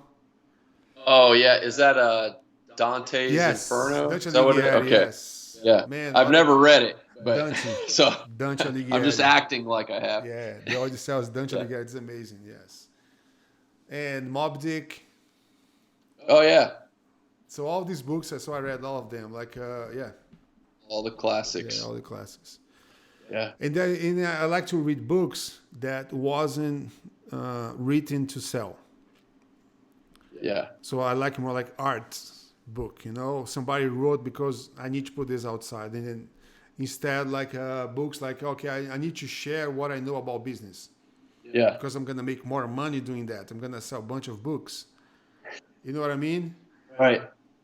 And so I read it because there is something that I can take from there, but it's true, but I don't like it. I'm reading, but I don't like it, Yeah.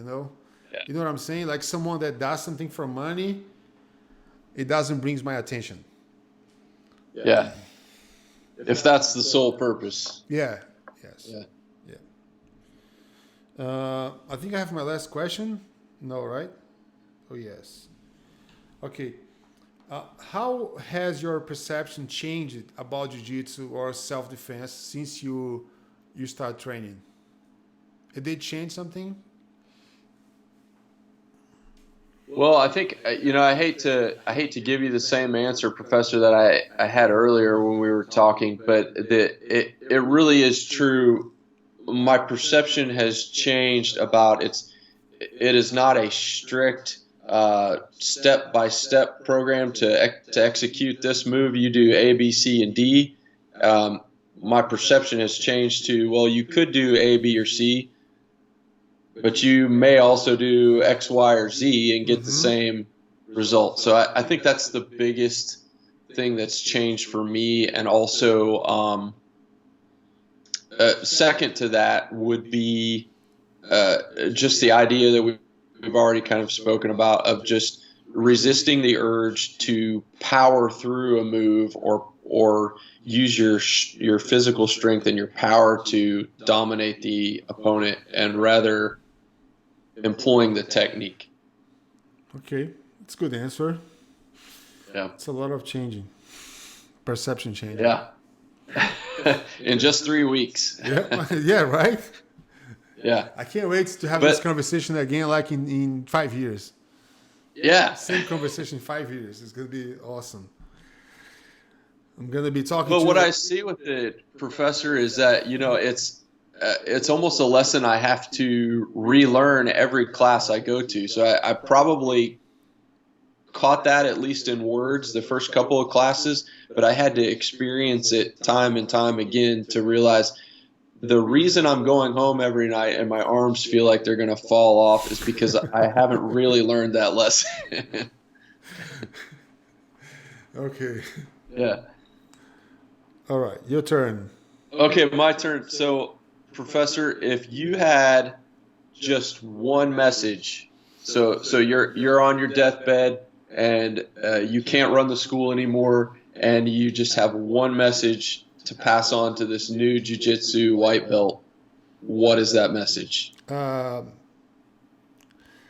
and he was there with me on my deathbed. He's there with you on your deathbed, Yeah, I said. which is kind of odd I since you would don't say. really know him. But I would say, what are you doing here? You're missing class. Go back to class. go to Go class. to class. Don't miss class because of me. I'm the past and you're the future, and that's it, man. You gotta keep training no matter what. It's like how I feel. Like there is only way to get better in jiu-jitsu is train jiu-jitsu. Okay, there is no other. You cannot read books to get better in jiu-jitsu. You cannot watch videos. You can't work out at the gym, CrossFit. No, man. You gotta want to get better in jiu-jitsu. Guess what? Put your gi on, step on the mats, and have some mat time. It's just becoming a good pilot. You just have to put some time on your flight. It is what it is. You learn the basic technique, and now guess what? Step on the mat. So you want to get better. And when I say better, I'm not just talking about technique. I'm talking about having a better life, right?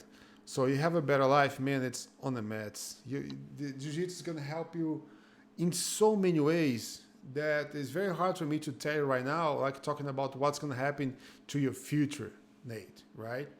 It's very hard for you to believe what's gonna happen, but you can just look around and have some experience from other people that really stick to it. What happened to that guy? What changed in his life? And I bet all of those guys that you watch, you're going to have like a positive results. All of them, right? I bet like a Joko Wilkes just talks good things about jiu-jitsu. Actually, I never heard someone talking about bad things about it. Someone that doesn't talk good about jiu-jitsu is someone that took 2 classes and then quit. Mm-hmm. They're Yep. talking because they have no idea what they're talking. They're saying, and that's it. So in my deathbed, I would say, no matter what, you gotta keep training, man. I'm not Yeah. your reason to take the day off. I don't want to be that excuse. Please don't do that. Get back in the gym. Yeah, get back in the gym. Oh, I broke my arm. That's why God gave you 2 arms. So you can still train jiu-jitsu. Okay? Yeah, and we learned earlier that you can have a disability and still be effective. So Yeah, you just have to no adapt. excuse. Yeah. Of course, you have to adapt. You have to be smart. I'm not going to say that you have to do everything like you did before. No, you don't. You don't have an arm. Oh, I hurt my knee. My wife, I have lots of examples. Okay, my wife, she has a neck injury, like on her meniscus. Not meniscus, Okay. I'm sorry, Yeah. like the disc on her neck. What it's called? Hernia. Yeah. Right? Herniated disc. Yeah. Yeah, very, very bad. But guess what? She kept training. She's still training. It hurts sometimes, but most of the time she learned how to manage the pain and the injury, right? Yeah. Charlie, Charlie Ken's wife. You met her. No, I She don't think wears I've like met her. big gi. She's about to have a knee surgery, Okay. but guess what? She's still training. Still trying. Still training. I think her surgery is next month, but she comes to train with a bad knee. She put a brace on her left knee, and I know like things that she can do. It doesn't bother me because I know she's Yeah. limited to just one leg, but she's still training. It's not getting worse, her injury, if she's smart, That's great. right? Because what? If you take time off, it's just going to be even worse. Especially if you come from an injury, if you get hurt and you decide to just stay home. Oh, I just want to stay home because if I go, I'm going to... Oh, Trey, you met Trey? big tray with beard, white belt. I don't think so. Yeah, he tore his biceps lifting weights, Okay. but he kept coming to class using Wow. one arm. So he was using like a brace on his arm, like this. Yeah. So he didn't have a right bicep right here, so he was training. He had surgery. Guess what? Next day he was on the mats Wow. training. But like I said, Nate, it's like you have to know what you're doing, right? You have to be careful. You have to be smart. You don't have this arm. Don't try to use it. Don't touch this on the floor. But most of the time in the beginning, he was just watching. Okay. But get on, step on the mat, tie your belt, and he was just sitting, watching. Interesting. Oh, let me try it. Okay, I got it. Okay, and then that's it. He wasn't working out. But he Okay. was on the mats because that's a big, big thing in your head, your mentality.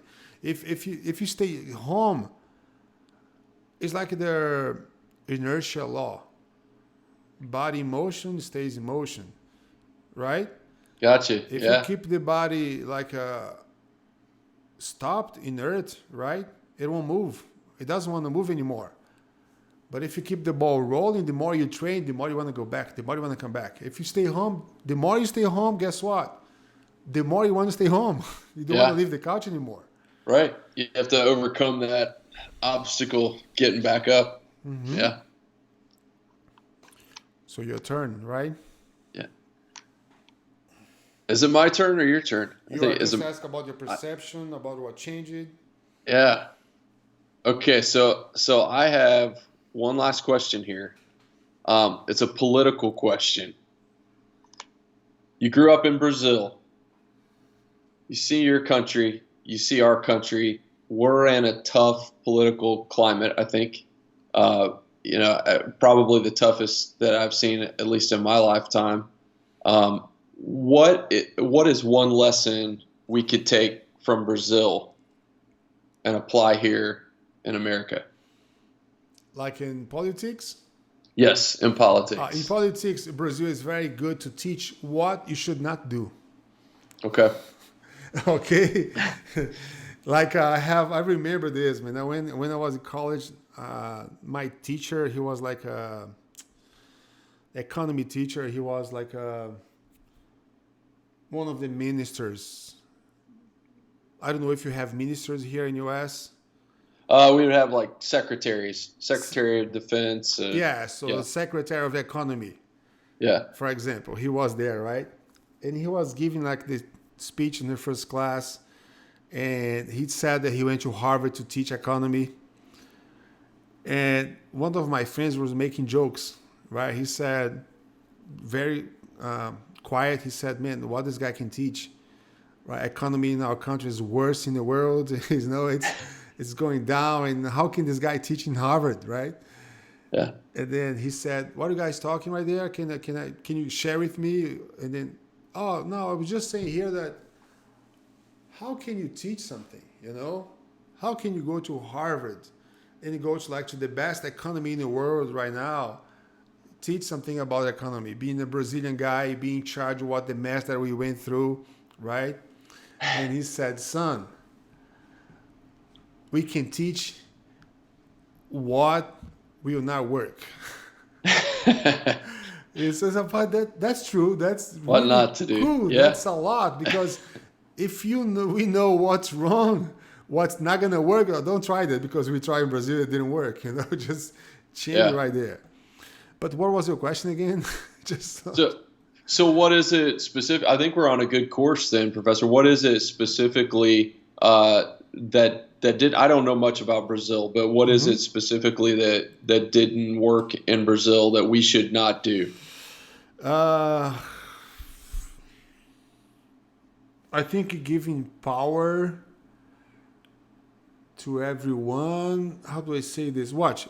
The problem with Brazil is corruption. Mm-hmm. Okay, but it's more like a cultural thing. It's not like it became from the last 10 years and we became a corrupt country. Okay. No, it's not. It's since since Brazil was a colony. Okay, the history of Brazil is like, let me tell a long story short, right? Brazil was pretty much colonized by Portuguese, Spanish, France, Netherlands. What else? Oh, pretty much like Portugal, Spain, France, and Netherlands. Okay. Most of it, right? But I would say like 50% Portuguese, 30 Spanish, and then go down to like French and Netherlands. But and then what happened? Okay, I'm gonna have to teach like history lesson, okay, about Brazil right now. Okay, No problem. we had a war with Napoleon. Remember? I can remember how it was called. The last one. So Napoleon was fighting England, Okay. right? And Yeah. then Portugal was negotiating with England. Portugal would sell lots of things to England. But Napoleon said, listen, you better stop trading with England. Otherwise, we're going to invade you and kill everybody right here in Portugal. And then Portuguese did what? No way. Kept trading with England. Yeah. So then guess what? Napoleon said, okay, I'm on my way. I'm going to kill everybody in Portugal. So what the king of Portugal did was, okay, guys, we got to go. Let's take off. So he grabbed like five ships and brought the whole monarchy to Brazil, to his colony in Brazil, South America. So he moved. Okay. So for a few years, the Portugal kingdom was in Brazil.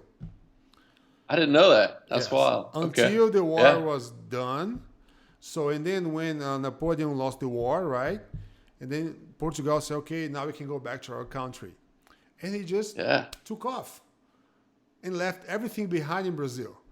So it was a mess. Okay, what about now? There's no more kings, no more nothing then. And then what he did was he left his son right there. His son was a teenager, man.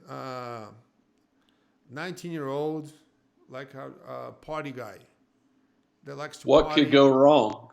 party, rich, drinking, a lot of Indians with no clothes in Brazil, right? Remember that? Yeah. So man, so he left the country on his hand, and then that's how corruption starts. You know, Okay. you left a drunk kid taking care of the country, and that's it. So since then, Brazil is a mess. Yeah. Since the beginning. And in Brazil, another thing, Brazil was colonized by bad people. Like the Portugal kingdom, if you were like, it's like I think New Zealand or something, it was a prison, right? Australia. Australia. Yeah. Mhm. Yeah. But Brazil wasn't a prison. It was just a place of like that I'm going to send you if you're a bad guy. Okay. Okay. Okay, you're a bad guy. Okay, just send him to Brazil. Just send him to Brazil. You know what I mean? So the bad people start going to Brazil. And can you imagine have a band of bad people with no character, like start growing a country from nothing? That's how it is. That's how it started here. And it's sad, you know, it's my country. I love Brazil. Of course, we have lots of good people, and most of them are good people. But money corrupts everybody. Almost everybody. It corrupts, and we're talking about lots of money, not just a little bit of money. It's lots. So Brazil created this culture of taking advantage of somebody else. Like, for example, if you walk on the streets in Brazil and you left your iPhone, let's say on the playground, okay? If somebody walks in right there, he's going to take your phone. He won't leave it right there. But the mentality is they're going to take your phone not because they're bad guys. It's because they think if I don't take it, somebody else will. That makes sense. Yeah. So I don't want to play the fool that I had the chance to grab this iPhone and I didn't take it. You know what I mean? So people's going to blame you as a fool, as a stupid. Your friends. Man, you got this, you didn't take it, you're so stupid. But guess what? Somebody else took it. And then guess what? You lost it anyway. Yeah. So that's the mentality. You lost out. Yeah. I had that mentality when I moved here, okay? Because it's hard to take it out of the taking advantage. I'm not stealing. I'm not a bad guy. That's what I think. Yeah. So let's just say when I moved here, I went to the gym, and actually the first day I got here, okay, in US. The next day, pretty much, right? I got here on a Friday, so Saturday morning I woke up. Okay, let me walk in the neighborhood to see how American neighborhood looks like. Yeah. So I went to a walk outside. And then when I came back home, I was living with a friend of mine, his house. I came home with like two American footballs, one basketball, and one bike, and one kid's bike. And he looked at me, where did you get these, right? Oh, it was just on a sidewalk. I just took it. I said, man, are you crazy? You can't do No. that. I said, what? Oh, I didn't know. I'm sorry. I thought like, so and I had to go back and put it back in place, you know? Yeah. But my mentality was I have to take it because otherwise somebody else will. Yeah. I'm not a robber. I'm just, You're losing out. yeah, I'm losing out. It's opportunity. Yeah. Yes. That was my Yeah. mentality. And then, okay, a few months later, I knew that already. And I went to the gym, lift weights. I went to the changing room, and I saw those headphones, very expensive headphones like Beats. Yeah. Right when they launched, it was, man, very nice, very expensive.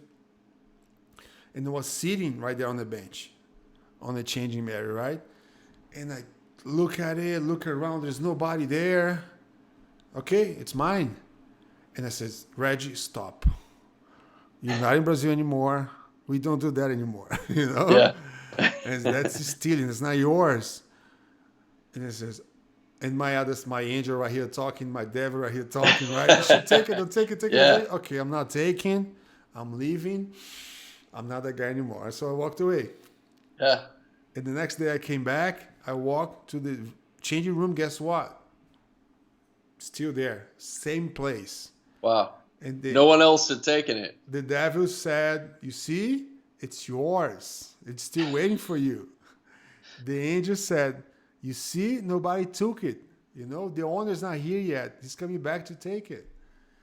So long story short, I didn't take the headphones. The owner came back like 2 days later. They found his phone and he got it. And I said, God bless America, man. This place is awesome. Yeah, And I feel so this is much great. safer here. I forgot my cell phones. I lost how many times I left my cell phones at grocery stores. And I go back, same place. Same place. Take it, man. It's just amazing, Yeah. Well, I think it just, I saw some quote, and I'm going to butcher it, but it goes back to it doesn't really matter what system of government you have. If the hearts of the people are corrupt, they're going to find a way. Even as great as our Constitution is, if people are bent toward doing wrong, then they're going to find a way to manipulate the laws and the Constitution to do wrong. So it just goes back to the hearts of people. But it's hard for us, and especially for us that lived out of Brazil now, because now we can see better. Yeah. We can see like the benefits of playing nice, of like doing the right thing. We can see just benefits. Like I can, and it's hard to teach them that. To teach my family, my father would never do that. Would never touch something that doesn't belong to him. But because my father is old, came from like country area, it's different. But people from the streets, like in Brazil, like it's very hard. And watching like what US does, and we see that works here, it just blows our head in my mind. Like I can't accept living in Brazil anymore. Like for example, I cannot understand seeing a homeless kid. I don't understand. In my head, it doesn't match. How can you have these homeless kids? Yeah. And in Brazil, you have a bunch. You see, but it's something that hurts our heart, and it's especially my mind because I don't understand anymore. Yeah. Before, when I was living there, it's just natural. It's normal.